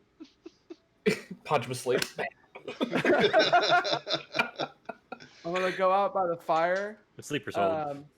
I'm gonna sit in like a meditation stance for a second, and you're gonna see like runes forming around me as like a tear in reality kind of breaks open, and my eyes turn white, and then you see a dire bat being summoned out of the tear in the fabric. And dire bats are large bats, essentially. Yeah. Yeah. And then I'm gonna go to the dire bat and be like, hey, circle around and make sure like no one's coming around us and shit. And you just kind of and you hear like a squawk, you know, like of a bat as it like takes off. Awesome. So you've got now that I'm assuming you used a summon creature spell. Yeah, so it's one of my innate. Cool. Yeah, I just want to abilities, make yeah. sure I knew Yes. the mechanics at play here. So he can come back. Yeah. He can come back and report to you, but you don't have like an empathetic link with him or anything. Exactly. No empathetic link or anything like that. Yeah. Cool.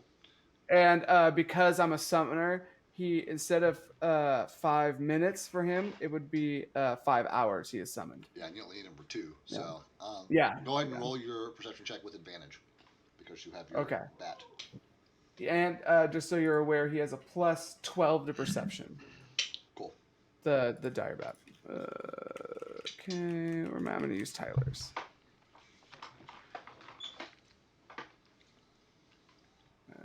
Perception, it's a 22. 22. Yeah. So I don't know what the advantage is, so Yeah, just letting you know what I No,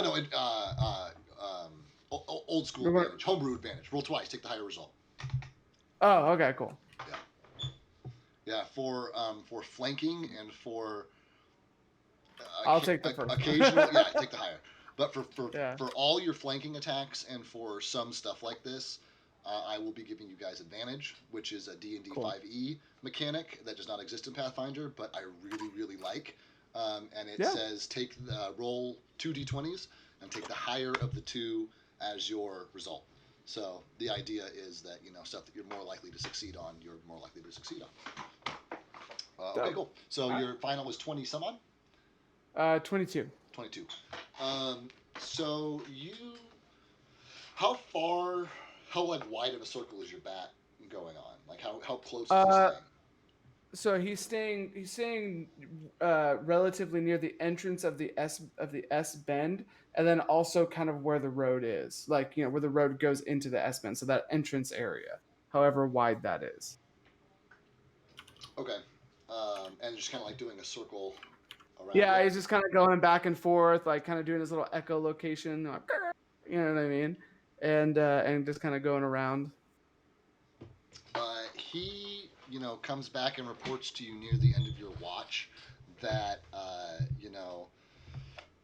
that there are, a lot of people, because he can see over this kind of like cliff that you guys are like nestled on the inside of. Like he is, I'm assuming, flying high enough to give him like a clear vantage point. Yeah. And so, he comes back and reports to you that there are, quite a few people who appear to be like ahead of you guys on your trail going towards Edgetown, and and that one of those people appears to be like wandering around, like up in the cliffs, not like on top of your campsite, but I'm trying to think of a way to describe this. Probably like 500. He's further up the trail. He's like 500 That- feet in the that is distance. then There's an going up. incline. Yeah. Yeah. Gotcha. Okay, so he's like further up on the mountain than we are. Right, and he's camped out. And he's camped out as well. Yeah. Okay. It's like, hey, it's far enough for me. And I'm gonna continue my watch and just kind of hang out. I'm gonna be like, like messing with the tools that I got to make sure that they look nice and stuff like that. Like, do all that kind of fun stuff. Yep. Are you going to take your watch time as to double to like look at anything you found? I know you picked up like a sewing kit and stuff. Like, are you gonna? Yeah, that's what I was doing. I was looking at the sewing kit, like rearranging it. I guess I can double check, and I'd like to double check and see exactly what kind of sewing kit I got. Yeah. With the 2 hours that you have, you don't need to roll a check. It's a sewing kit. It's a masterwork quality sewing kit. Oh, nice. He's a rich guy. I'm gonna like pull out the needles and be like, oh shit. Like slowly put it back in there, like really delicately. It's got like fine threads. It's got like colors that normal sewing kits don't have, like like metallic gold and like royal purple and shit that like don't usually exist in sewing kits. Gotcha. Yeah. All right, yeah, I like that. I'm gonna go ahead and keep that. And then also during that time, I'm gonna be like writing in my notebook. Cool, love it. Mm-hmm. Then at the end of your 2 hours, you've taken your notes, you've looked at your sewing kit, you've learned that there is an individual camping near-ish to you guys, and the road is being well traveled, and your watch ends. You got one more, I think. Then I think it was Arthur taking the last one. Go wake him up. I'm gonna go wake up Arthur. Cool. And I'm not gonna like push him with my hand. I'm gonna like kick his foot and be like, "Hey,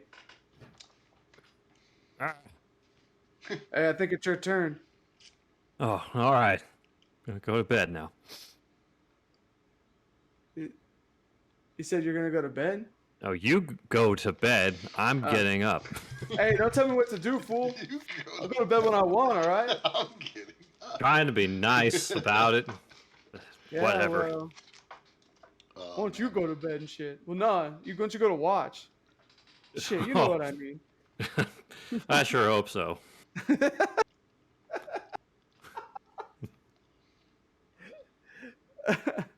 I'm gonna look over. Is Sigbert sleeping? Yes. Oh, okay.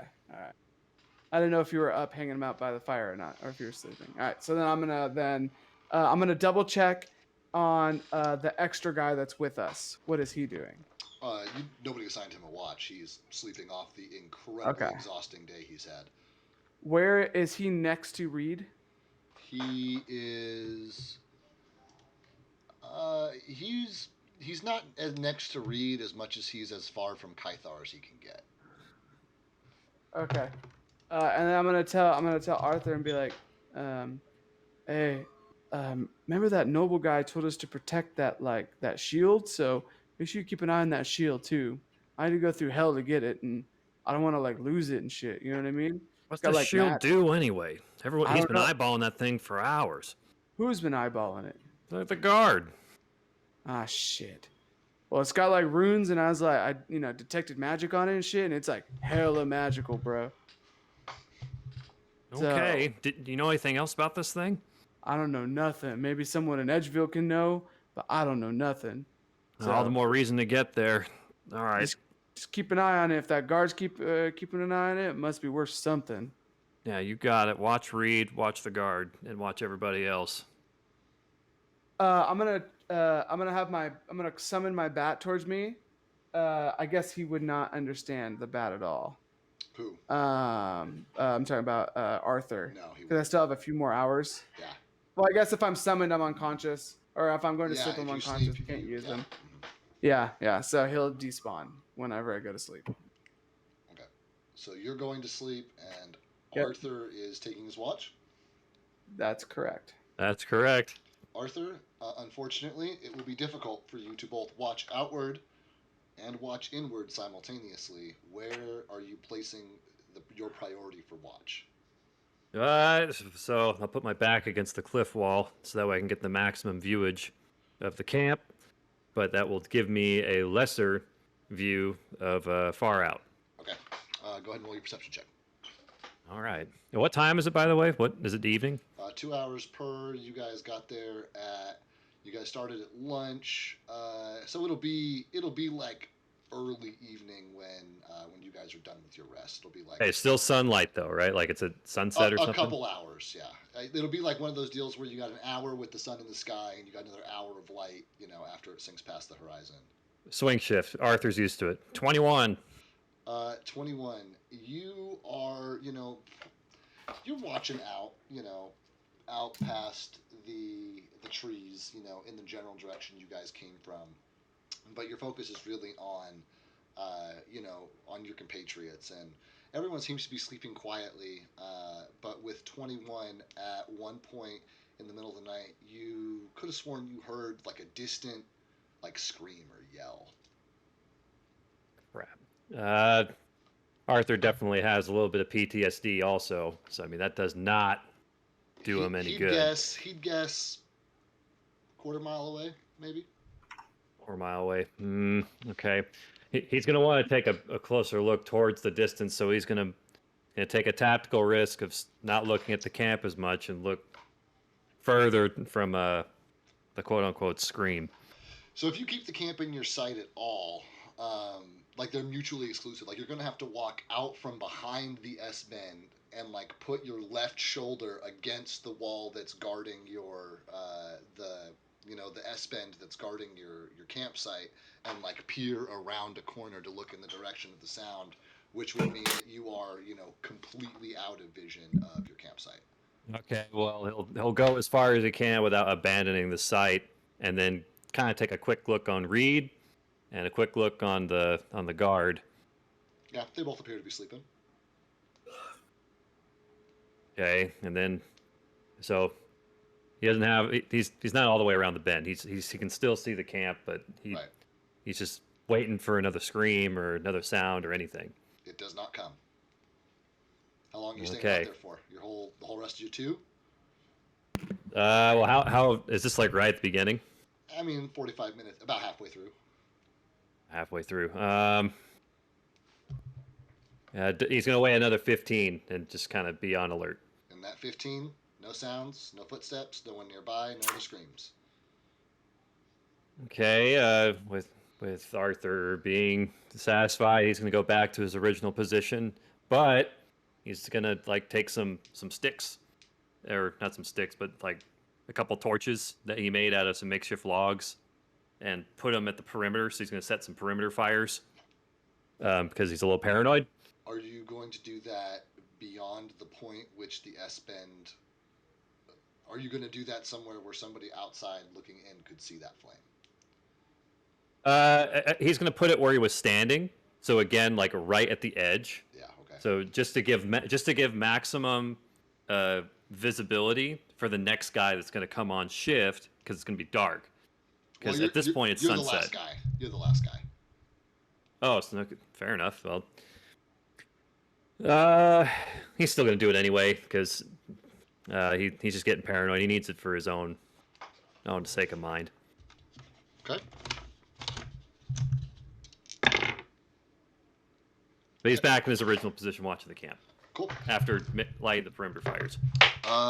And before too long, another hour passes, and one by one, your party members begin to awake as the temperature drops and the sun, is low in the sky, about to disappear over the horizon, and everyone has been rested, rejuvenated, regained hit points and spell slots, and is ready to continue their journey.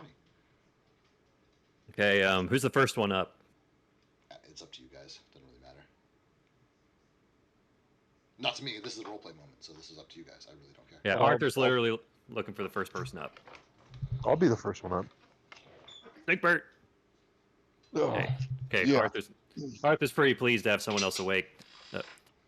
Hey, Sigbert, I heard a scream about a quarter mile away. I haven't heard anything else since. I lit some perimeter fires. I'm ready to break down the equipment and keep going. But just a heads up, that was the way we came, about a quarter mile out. Was it a something being killed screamed, or like a hey, I got a new sword scream? I think more of the former, if I had to guess from my previous training. All right. Well, let's get all these other fuckers awake. I agree. Alright. I like it. I'm gonna walk around and just like lightly kick anybody that's still asleep. Wake up. Since I was intoxicated when I went to sleep, it takes me a little bit longer for someone to wake me up. So light kick is not going to do it. Kythar's definitely the last one up, for sure.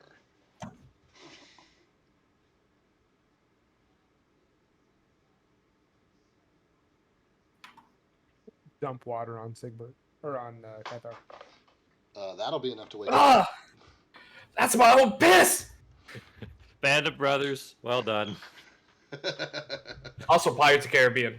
I think no, Pirates of the Caribbean. What was the second one for? What was the second one for? Yeah. All right, so we keep walking. Sounds good. I need to know who's leading. You're on a road, so you don't need to do a survival check, but I just want to know who's in front. Arthur can be at least the second in front, but he's down to be in front. Would not be a test.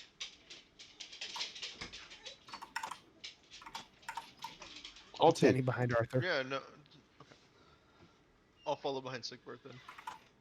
Yeah, I'll try to Sigbert's walk. in the lead. towards Who's Bucket. I Arthur. just realized I've been on mute, but I'm going to cast the Mount Communal spell again. That was my second question. Was if you guys were gonna be mounted. Great. Who's tail gunner? Who's in the back? I'll be the back. I'll be the rear. Cool. Sounds good. You guys get your horses, some chunkier than others, and you begin your journey. And these horses are going to overall cut at least a day off of your travels, so that is good on your party member. You guys are traveling for about an hour or so, and then Do we pass the camp that I saw up the hill? you get pretty much like dead on in that area. Like you pass it, but you aren't past it for longer than a couple of minutes. And the campsite is empty, though it doesn't look very well broken down. And you guys got to give me just a second. Mm-hmm. Oh, I don't have. This is not my channel. I don't have privileges. I can't just drag people into chats. Joe, please meet me in general chat. Yeah. Okay.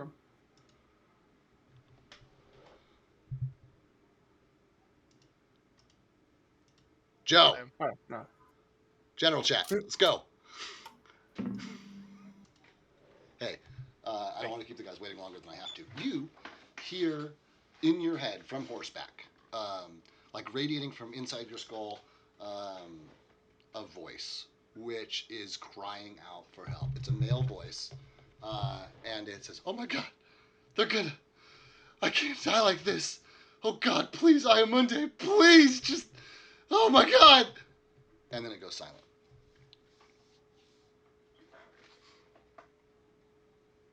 Okay. That's it for now. So I hear somebody screaming for help. You don't Okay. hear them. In my head, Yes. yes. And Okay, you can tell great. the difference because you've had, like, Imonde has spoken to you before in your head, and you like know the difference between stuff in your head and stuff that comes through your ears. Okay. Okay. Got it. Cool. All right. Here we go. You guys see Joe. Well, Joe, what physically? What's your reaction? What do you look like? I stop and I'm just like, my head's down. I'm listening. I'm concerned. And then I hear it, and I'm gonna look to the rest of my party and say, I don't know who or what, but I heard a male voice, somebody screaming for help, pleading with, my God, I am Monday, requesting help. Arthur, hearing this, goes, "What kind of scream?" Sounds like they're in pretty rough shape. They're, Wait, where did For you hear payment? this? it was in my head. It was. So we're hearing voices now. I think I I don't- read a book about that once. Oh. Do you have mental issues? I don't have mental issues. Can somebody like Well, detect magic? So wait, If you're hold, not having mental issues, where would we need to go? I don't know. I just heard the voice. I mean, best case scenario, we can continue on to Edgewater and see what's up, because that's the nearest civilization from here. detect Yeah, magic. Edgeville. And I'm gonna look off to the road. Not from. I guess I'll look at. I'm assuming we're right next to that camp that we saw before, right? Isn't that what you said? Yeah, I mean, you know where that camp is because your bat reported back to you exactly where it was. It's out of yeah. sight from the road where you're at. I'm gonna Wait, take has my Stover? horse. I'm sorry. Did Stover tell everybody there was a scream, or did he keep that to himself? He told I Sigbert told there was a Sigbert. scream. Okay, great. I'm going to trot over to where I saw the camp and try to detect magic. You will have to basically leave your party behind and travel, 15, 20 minutes, like, kind of up an embankment to get that way. Okay. And And you, I'm and gonna you know kind of that. like, I'm gonna move my horse like in that direction and be like, well, like my when I was on guard duty, I saw like a camp like hella up the hill, and I think it'd be this way. I'll go There's with you. There's a Yeah. scream, it might be this way. And I'm gonna I'll look go. at Arthur and be like, "You're coming with me, Puto. You're the one that heard it." Oh no, I'm sorry. I'm gonna look at Reed. Be like, "Hey, Yeah, Puto, you yeah, heard it." I'll go with him. And I'm gonna look at Arthur too and be like, "Hey, didn't you hear a scream too?" Oh yeah, I'm know coming with. Let's turn around. Anybody else want to go? You guys want to stay here and watch the horses? You summon the horses. I'll go with you. And the guard's like, Gregor's like, I'll watch the horses. I'll stay here. I look at the guard. It's like, no, you're coming with. I'll stay with the horses. But you need somebody to watch the horses. The I'm gonna sense motive on the guard. on the guard. Go for it. Okay. Let's see.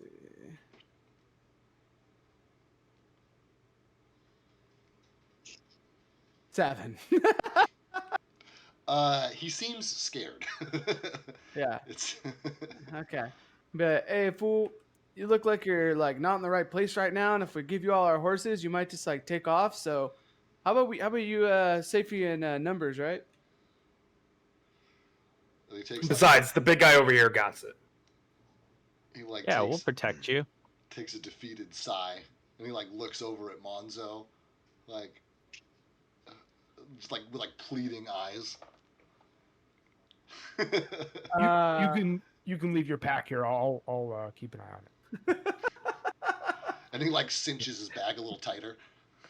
I'm gonna take one of my rations out of my bag and give it to Monzo, and be like, "Hey, next time, puto, if you're hungry, just ask." And then I'm gonna point at my hand where the crests are, and I'm gonna slowly walk away. You gave me the ration though. I gave you an extra. The important part. Mission accomplished. And you're gonna hear like from around the bend, you're gonna hear me yell, "And brush your teeth." Oh man, that's fucking great. Okay, so to get this straight, everybody except Monzo is leaving the main road from Irragin to Edgetown to take this like 90-degree jaunt, off the road up a hill towards a campsite that Simone's bat had seen the night before. Is that correct? Yes. Yeah. Okay. Yeah. Arthur, you got dialogue? No, he's going with. He's curious. Okay, got you. It's pretty mundane. It's 15 minutes up the fucking, up a winding trail. It would have been pretty tight to get the horses through here, so, definitely a good idea to leave them behind. And as you guys, round the last corner to see the campsite, it is not broken down. It basically looks like the dude just got up and walked away from here. And there is no one, like, obviously in the area.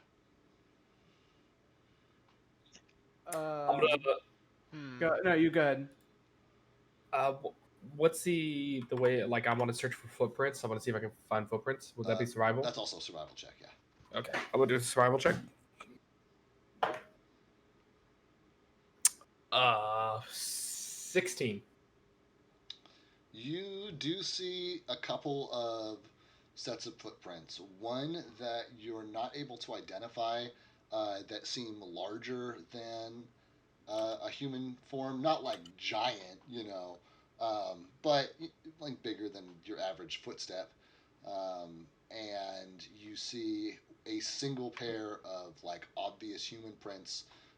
As you're looking around and following those tracks, you are able to find like a small puddle of blood on like the outer perimeter of the camp. Okay. It's like I see 2 sets of footprints. The smaller ones, they lead to a little bit of blood outside the camp. There's some bigger ones. Go ahead. Does the blood look fresh? I dip my finger in it, take a lick. It's dry. I was trying. No, it's been sitting here for a few hours. Well, should we try and track it down? They were pleading with my god. I'd like to try and investigate. I look at Simona. Is like, you got anything that you can send me to help do a little bit of a recon? I mean, I'm the guy, right? You're the fool. Yes, you are the fool. But That I don't fool, want eh? to. I don't want to like summon shit too quick. I just gave you guys like horses and shit. Like, I'm not like a vending machine, puto. Like, you gotta look on your own sometimes. Use your own ojos. You know what I mean? Like, I grabbed the silver ring that I pulled from the nobleman and tossed it to him. I was like, how about that? I'm gonna like flinch as it hits me. It like bounces off your temple and like lands in the muck by your Yeah. I'm like, oh, what the fuck, fool? You like throwing shit at me? Like, what's wrong with you, huh? Fuck. I'm gonna get like hella mad and like kind of pace back and forth for a second.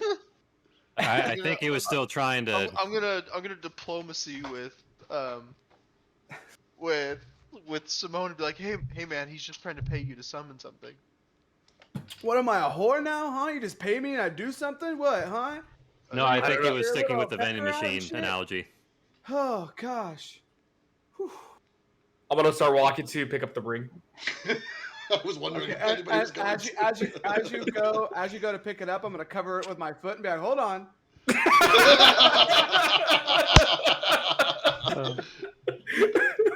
just say no.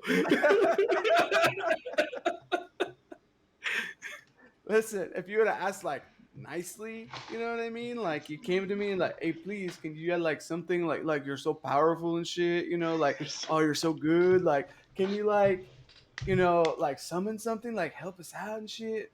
I would have been like, you know what? I think you're right. You know, you're very powerful yourself. You know, give compliments back and forth, and then I'd be like, all right, I got something. I can do the same bat shit as I did last night, right? But what did you do, huh? Tell me what you did. I kiss no ass. You threw a fucking ringing me and shit, right? That's no I bueno. tossed That's it. no I bueno. tossed it. I It did was not throw. overhand. What you It was not overhand. It was overhand. I saw that coming at me. I know growing up I without a father know. does not. You don't know what overhand and underhand is. I don't know if he Listen, shared fool. that with you guys yet. Hey, you're trying to assume shit, all right? You're trying to assume shit. You don't know what you're fucking talking about now. Well, And your for that- demeanor. And for that, I'm out, and I start walking back towards the road. Back towards Monzo. David, I Yeah. have a meanwhile. I'm trying to text it to you. Okay, yeah, you're good. I just want to pray to Aomade while they're doing that, because they look like they're gonna be sitting there bickering for a minute, and I want to pray and ask Aomade to send me a sign so I can be her sword. Okay. Prayer is kind of like meditation for you.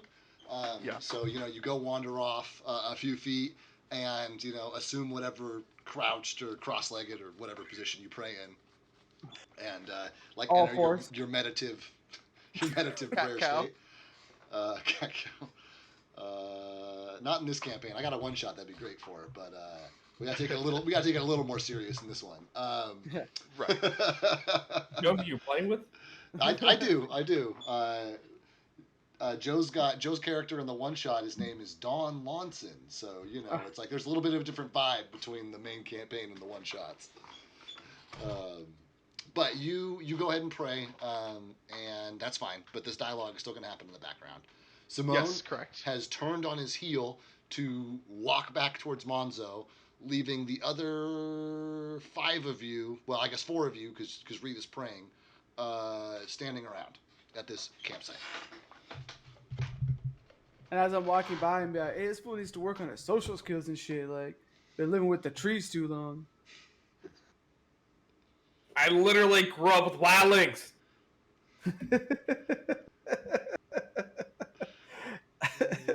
I'm gonna turn around and be like, I don't know what that is, puto, and I'm gonna keep walking. Arthur's gonna walk over to Simone. Okay, you're following Simone? Yeah.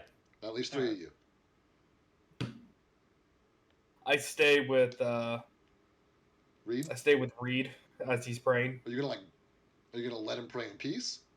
And I'm gonna Sigbert's there as well. I would let him pray in Egbert. peace and just like pace around as like just because I'm mad about the confrontations. Like I'm just say shit under my breath. Okay. Prissy ass.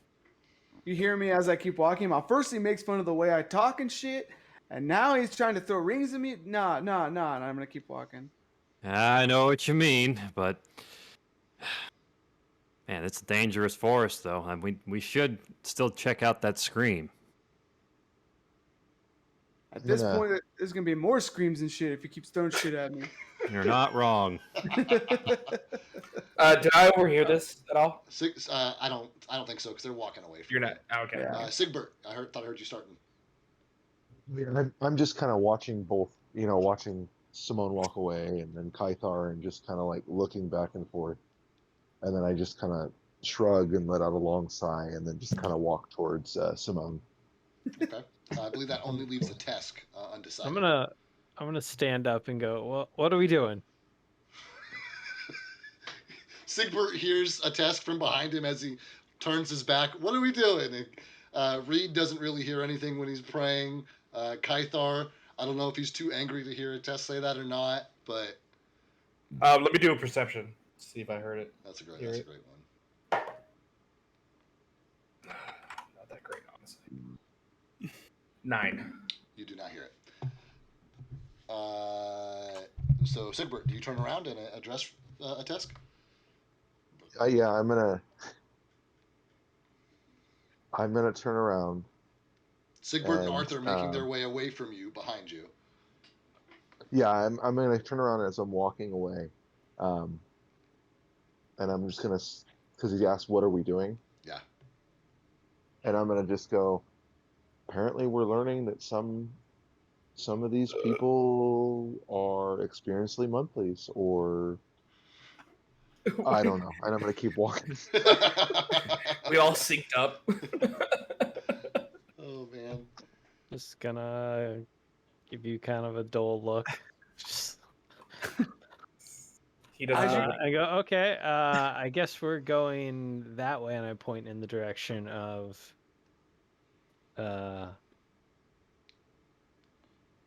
fucking Anthony and Simone. Simone Yep. and Arthur and Yeah. Sigbert. Simone and Arthur. Kythar, you don't necessarily hear him, but you do see a Tesk, like, his body's, like, turned towards you, and his arm's just up, like, pointing down the road, and you look around and realize that it's literally just the three of you at this campsite, and everybody else has made their way back down the hill. I turn and look at him. I was like, well, he's praying. I'm not going to leave him behind. Just give him a second. I can't stop Give him myself, can I? I mean, you can. You can. I'm not aware of everything going on though. Yeah, when you pray to get an answer, you are not. Your senses are incredibly dull. That's fair. Yeah.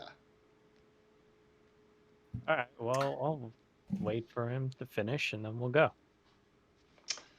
You get to the end of your.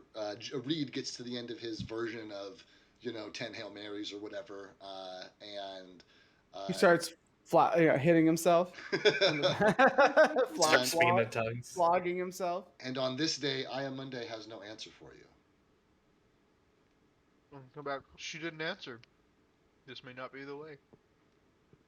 Monday also does not always answer you. Like, it's not no, like... I know.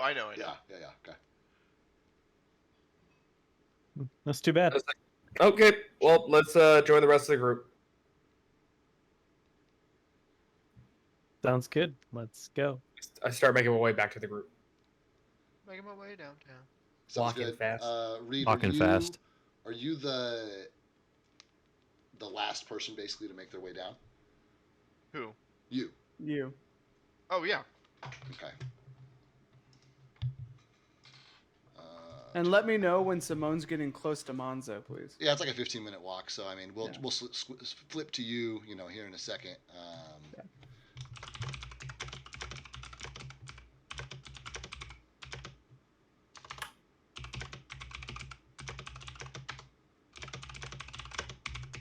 Go to general chat. No, I got you. Just check your DMs. Oh. Slide into his DM. Simone, you have a head start, so you make your way down the hill, and you find Monzo. Monzo, what are you doing? What do they see when they come back to you? I'm gonna wait. Stop! They yelled for help again. Only a Tesk and Sigbert and Kythar are close enough to hear you. No, I'm sorry, not Sigbert. Sigbert left with the other two. Only a Tesk and Kythar are close enough to hear you. God damn it! All right. Hey. I'm going back. Huh? Okay, I'm going back. Okay. Well, we're gonna need Going more where? people. Where's he going? I heard another plea for help. Okay. Did you hear that in your head or did you hear that in your ears? I didn't hear one. I assume I got it via text. I assume I got it in my head. Yes. Wait, what? Oh, okay. In my head. I thought that was in character. I thought that was in character. I was like, no. Phrasing. Let's just check where the blood goes, and then we can move on. Okay. If nothing else. Well, I don't feel comfortable with just me, you, and this. Can I see? I'm gonna look at it. I think we can handle it. I'm sorry. All right. A Tesk, what's up? Because I think I can cast message, right? Do you have to see your target? Yep. And you yeah. have to point at him. Can I see where everybody else is at? No, but you From can where we are. wander just like a minute over to the edge of the cliff and kind of like peer down over the edge and be able to see the party, making their way down the mountain. You can see that Simone is already down there, and that Sigbert and Arthur are shortly behind him. Well, I'm gonna say, well, I'll go back to the party and let them know we're going back. You guys want to go ahead?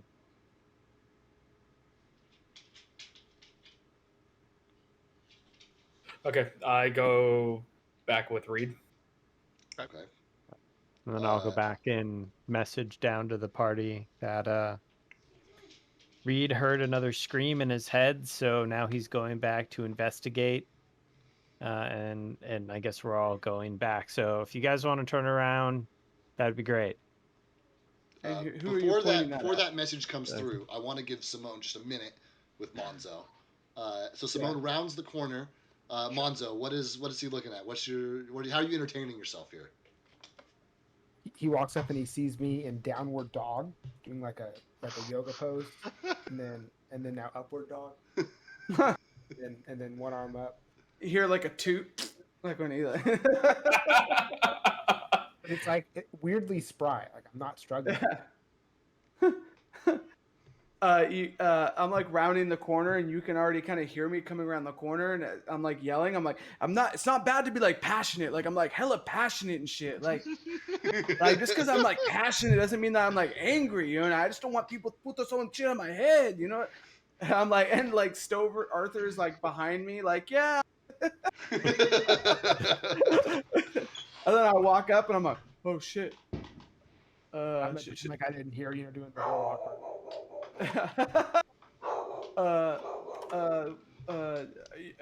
I'm not gonna help you. Oh man! About this time, a test message comes through. I'm assuming that it's a cantrip and you can target everybody. Yeah. And one by one you hear the message. Reed heard more in his head. He's going back to check stuff out. So if you turn around, that would be really great.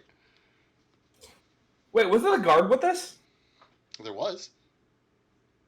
Oh, son of Oh, a bitch. fuck! Jesus Christ. Well, I'm gonna have to come down to. I don't want to walk all the way up that mountain and shit. Monzo, why don't you go and I'll stay down here? You see me like I just have like a breakfast kit out. You know, like I have a little travel-sized stove and everything. Uh-huh. And I got a pot of coffee on.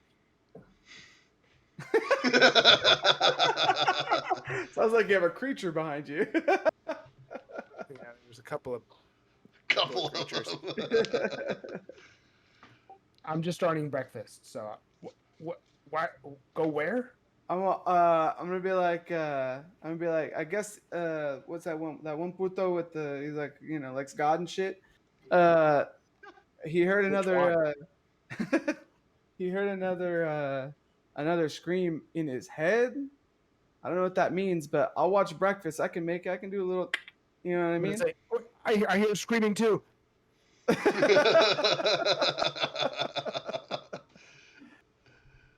Either way, I'm staying down here. Can I see a test from where I'm at? You can see just like the distant pinpoint that is his head at the top of the the slope, like peeking down over. You see his little sleeved hand like pointing at you guys to send messages. I'm gonna like try to aim my hand as best as I can in that direction and be like, and I'm gonna click a message at him, and it's just gonna be like, no puto.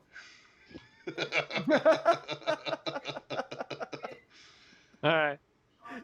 All right. And then I'll at that response, I'll run back to get But the caught rest up. of the party hears it though, right? Like the ones that were walking down, like Tyler and Stover and Sigbert. Yeah, I'm assuming that Tyler messaged everybody he could see, which would be all four of you guys. You, I would have messaged Monzo, everybody. Sigbert, and Arthur. There you go. So you heard the message too, Monzo. Right here. He's whispering in my ear. I can hear him. And so I'm gonna go sit down by where you're cooking dinner. I'm gonna try to like pick at stuff on the stove. Yeah, Monzo would be unconcerned about the whispers. Is he concerned about the Latino man trying to steal food off of his breakfast platter that he's cooking? I'm an elf. the Latino sounding elf. Hey, all right. I'm generous. I'll give him some food and you owe me one. You owe me the next breakfast. Hey, I gave you a ration and shit. And all of a sudden, It's jerky. so now you're complaining, even though you're eating it out of my palm. And then I point back at. I don't know anything about that. Just offended. Wasn't Gregory with us? What's that? Gregory was with us, or Gregor was with us. Yeah, didn't he say was, with him. and as soon as nobody said anything about trying to keep an eye on him for a while, I mean, the only person who nobody in character has even looked for him yet. Somebody asked me out of character, "Wait, didn't we have a guard with us?" But nobody's character has done a damn thing about that yet. Arthur's going to Well, look if up you- and see. He's going to do a head count of who came back down the little cliff there. You got four. You got yourself, Sigbert, Arthur. You are Arthur. Simone and Monzo. You four. Arthur, doing the quick arithmetic in his head, goes to Simone and Monzo and says, "Hey, I believe not everyone is with us, including the guard, and particularly that shield bearer of ours, Reed." Reed up on the mountain still. The guard, well, if he decided to leave us, he's a puto anyway, and he can take off.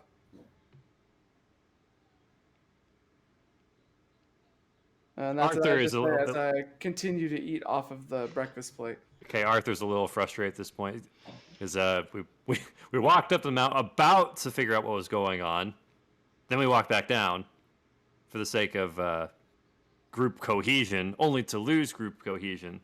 So Arthur's gonna say, "Hey, could you at least summon a little, if you'd be so kind, could you at least summon a small creature to make sure that everyone's okay?" It kind of looks. All right. I don't want to be the bad guy. I don't want to be the guy that's like, oh, he gets mad and doesn't want to do shit. I'm not going to be that guy. All right. So I do my summoning ritual again, and I summon another dire bat, with giving it instructions to go back up the mountain. Okay. I need to know what he sees. Reed, Reed, Atesk, and Kythar. What are you guys doing up there?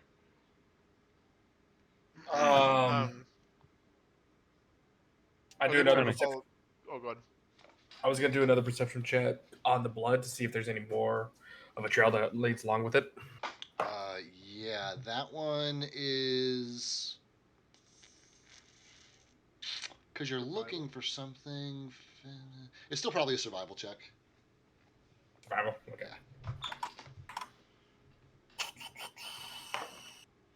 Is anybody helping him in this process? You guys see Kythar, like, nose to the ground, looking at the blood, like trying 10. to follow this. I'll do some looking around as well. Once my looking back around gets the there. tents. That's a good point. Okay, I'm sorry. Reed, you are helping? Yeah, I want to look around and see where, because it looks like there was some commotion where the blood was, of course. Right. So looking around there.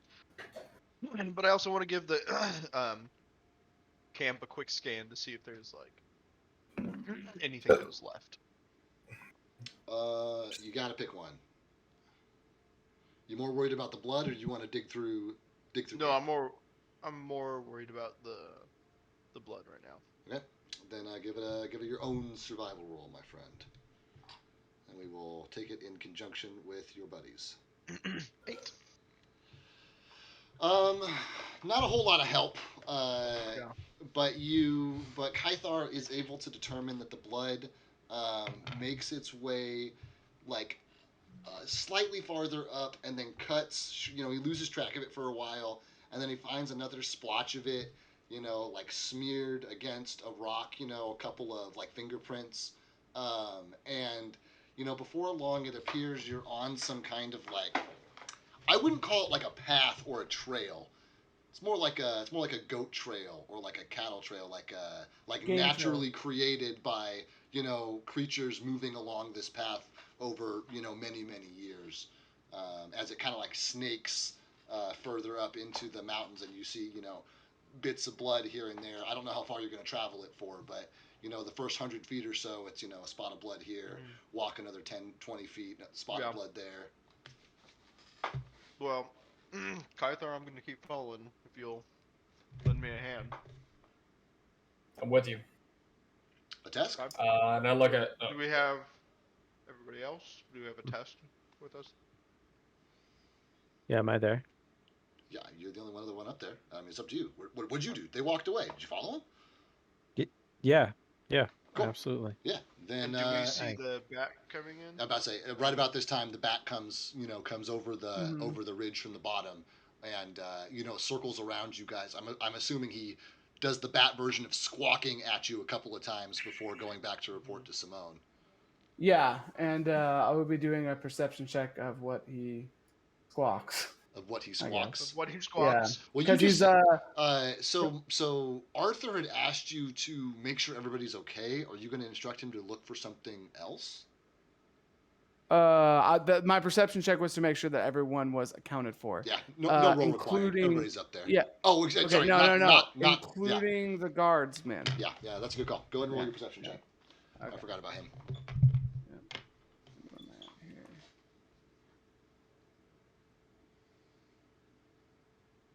Okay, and that's 12 plus 8, so that's a natural 20. Dirty 20 means that Yeah. you're able to, or he rather is able Yeah. to see, And it's high, the son, what are they called? Sonar or yeah, whatever. Yeah. But the trees would actually interfere with that Echolocation. a little bit because your sonar would like bounce off all the limbs and stuff. That's true. So he can tell that there's a figure moving through the trees, like parallel to the road on the higher ground. Down the road or So- back where it came? So parallel to the road. So like, he is whatever the incline is, 50, 70 feet up, and he could like a test did, like he could walk over to the edge, this figure, and look over and see down where the road is, but he's like on the higher tier, basically. Gotcha. Yeah. But continuing down the road, as I was trying to parallel Continuing with the in the road. direction that you guys were traveling in. Yeah. Okay. Yeah. Okay. All right. And then he will just head back to me. Yep. And he reports all this back to you. Everybody's there. Everybody's there except Gregor, and there was a figure running away.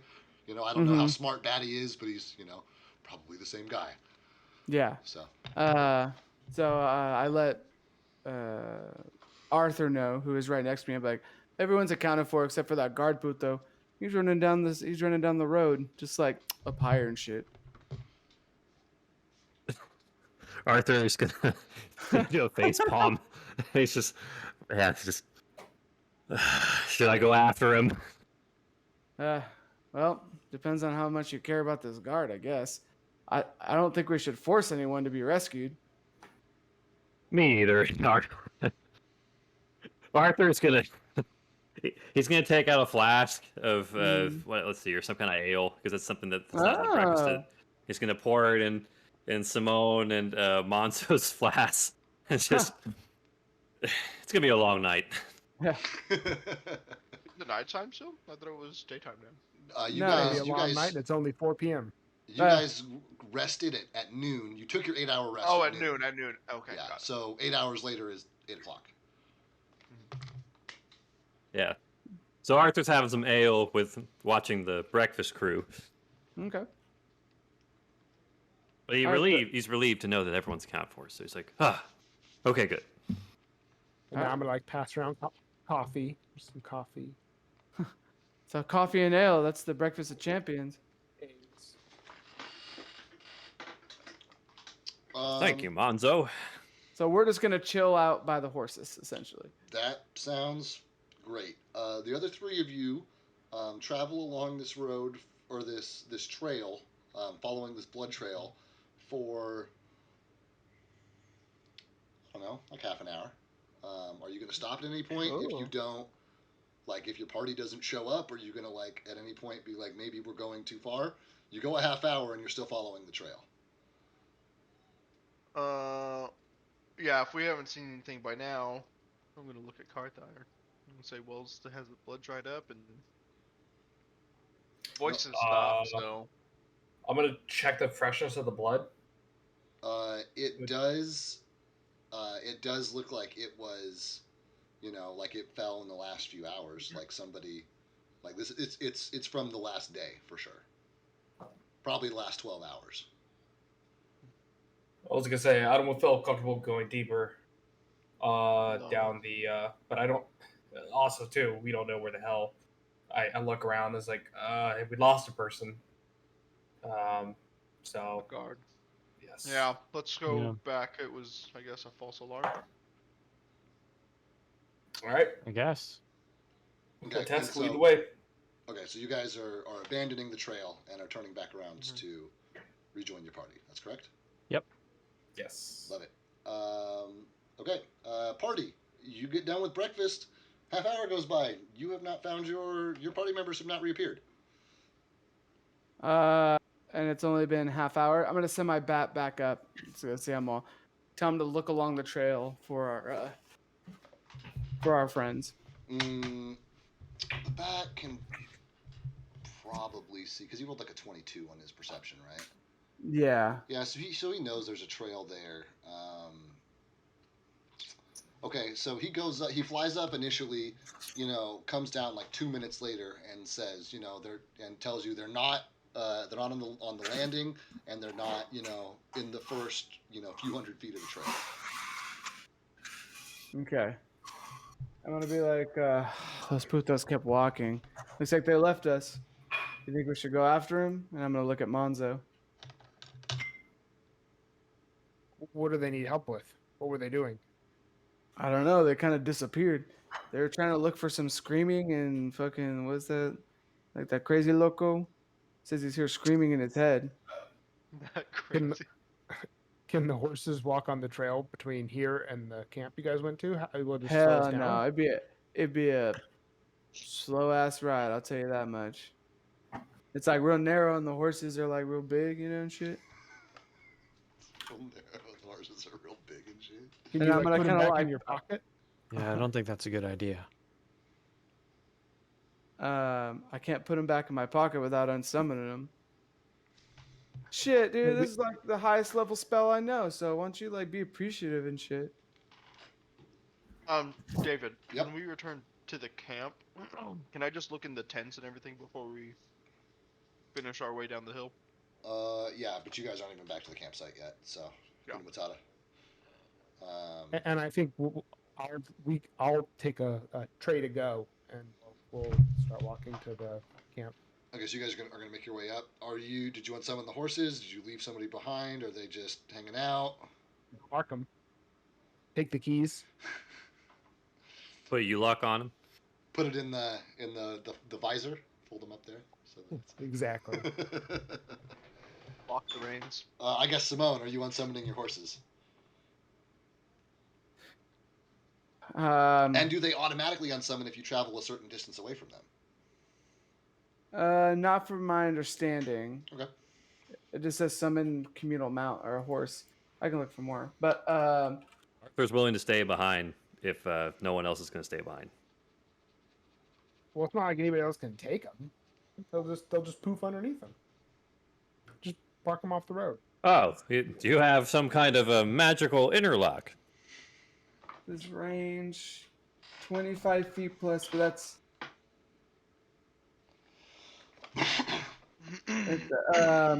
I've had it? It's like I can end the spell at any time. That's true. You can do that.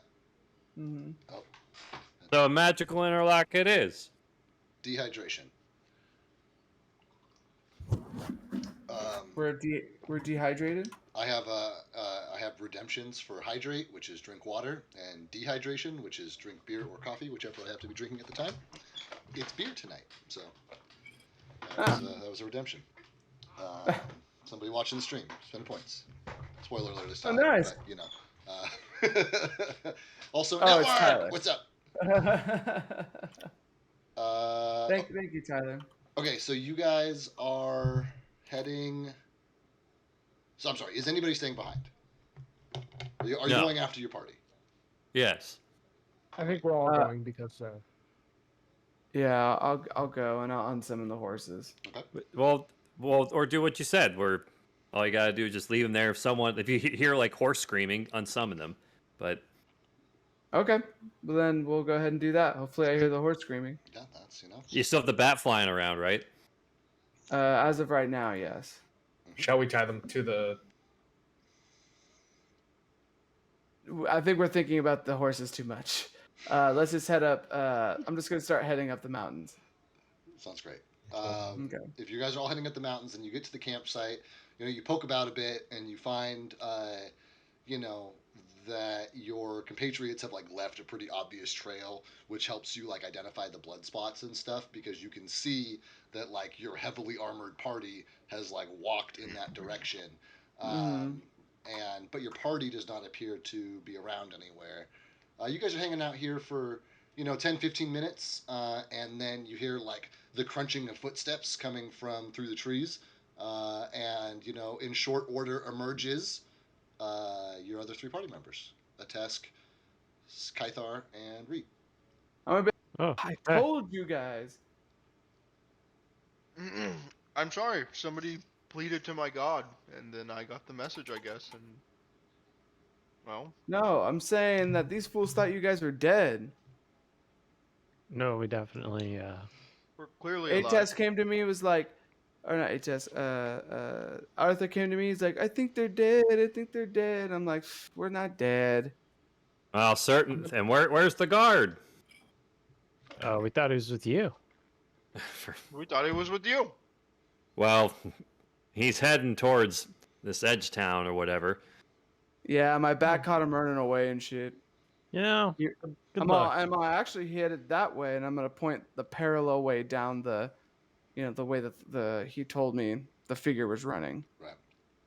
Well, let's check camp, make sure there's nobody here. And I then- say we just keep going and shit. Like, yeah, and then we can go to Edgewater. all right. I mean, it's a small camp. We can just poke our head in the tent, right? Yeah, it won't take you very long at all to investigate the camp. It's a one man shop. So basically, Right. you look around.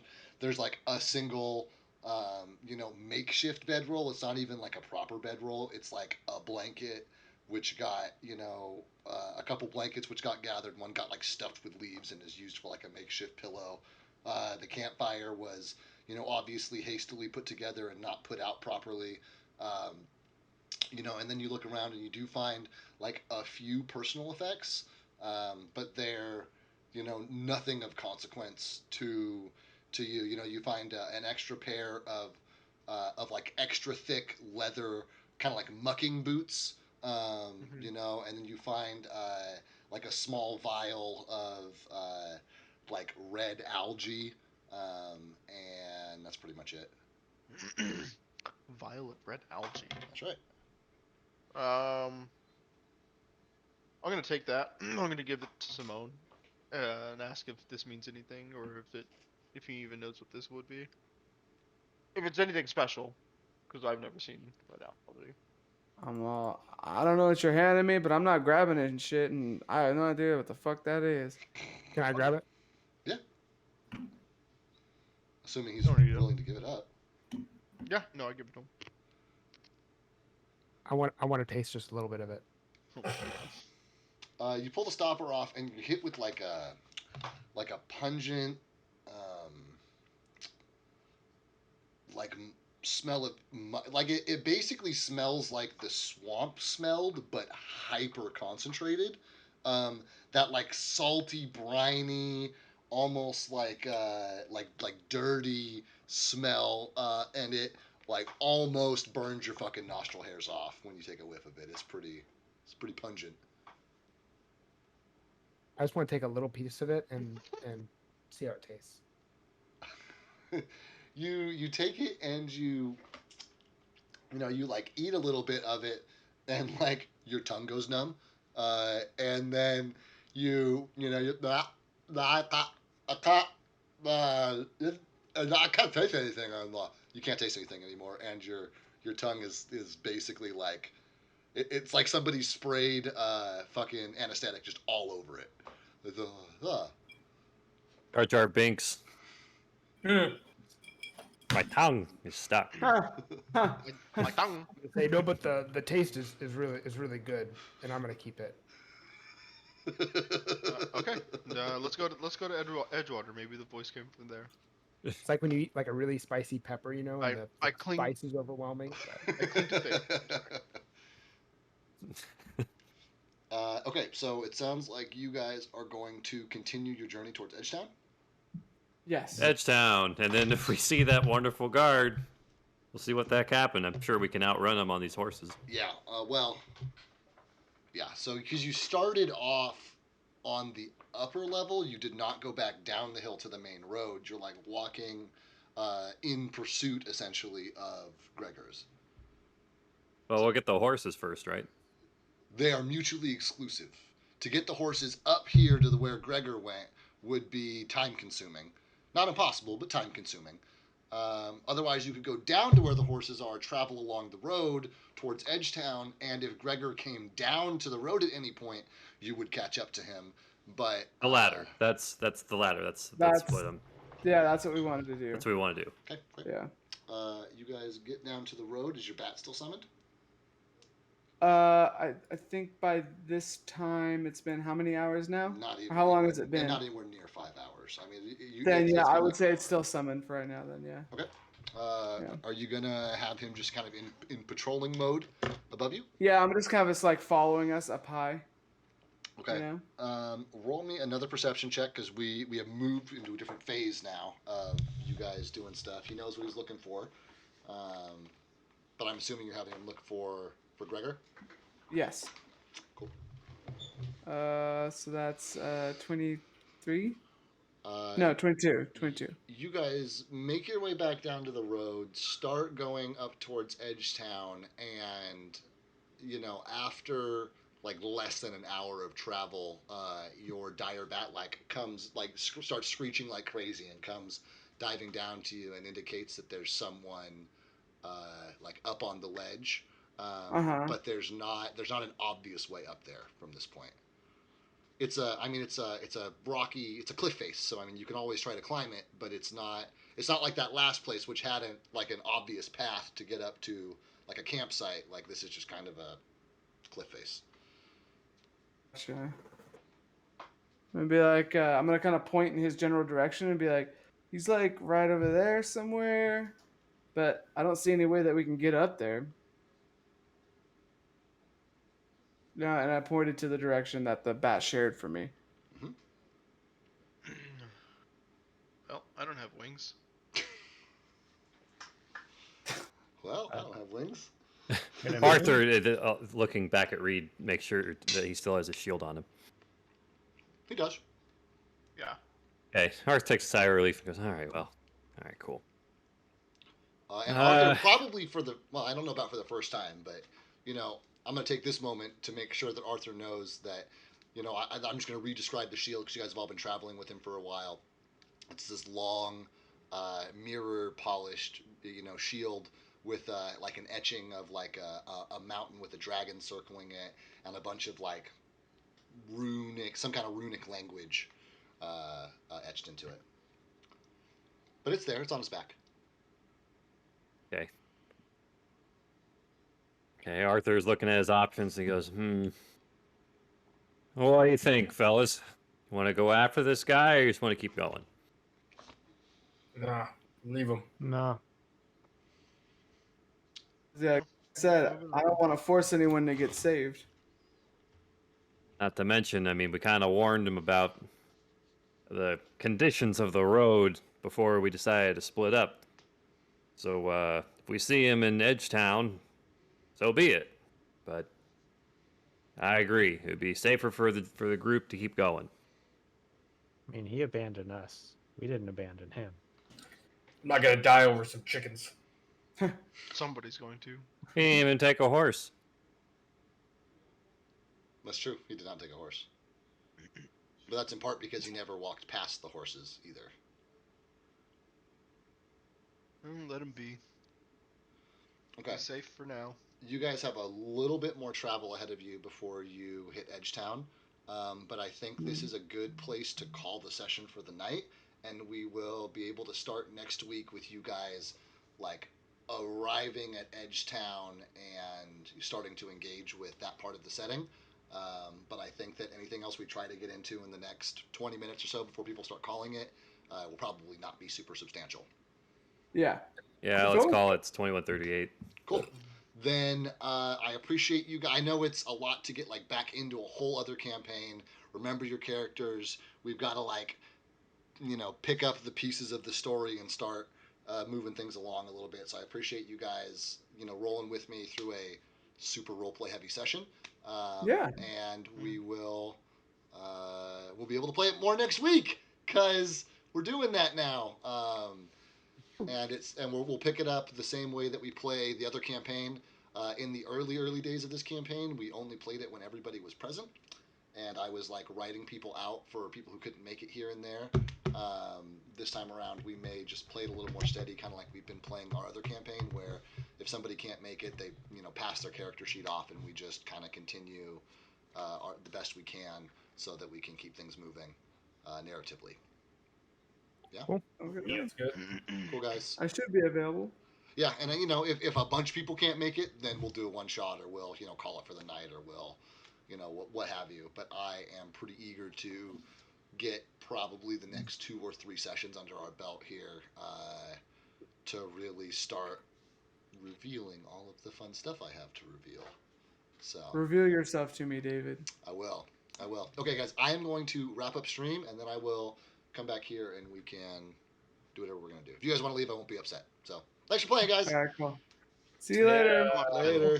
Night all. Later, Good guys. night. All right, network. It's good to see you, man. I'm glad you're here. For those of you who are in stream hanging out, thank you so much for coming by, for watching us play. This is a Tuesday night game. We are going to add this to the schedule. So I will be streaming. I will be running a game on Tuesday night and on Wednesday night both. They are different campaigns. I also play every other Friday. That game's been a little bit hit and miss lately. So maybe we'll play over the next couple of Fridays. Maybe we won't. But for sure, I can pretty much guarantee that Tuesday and Wednesday nights, about 6:30, between 5 and 6 Pacific Standard, we're going to play some D&D. And then I still do like variety streams over the weekend. Sundays are my big day for that. I've been playing Stellaris. I've been playing a little bit of the Division 2 with my buddy Stover. And actually with 3 of these guys, with Kythar, Atesk, and Arthur, and myself have all been playing Division together. That's been fun. Maybe I'll stream that one of these days. Let's do a little raid. Let's find somebody who's on. My buddy Raven's on. So we'll go say hey to him. He is playing 7 Days to Die. It's a great game. It's a heart thumper, to be sure. All right, guys. I will catch you tomorrow night for my Wednesday night game. This will go live on YouTube probably over the next couple of days, as well as any clips I've grabbed from it. Thanks so much. Thanks for being around. Say hey to Raven for me. Let's raid out, guys. Later.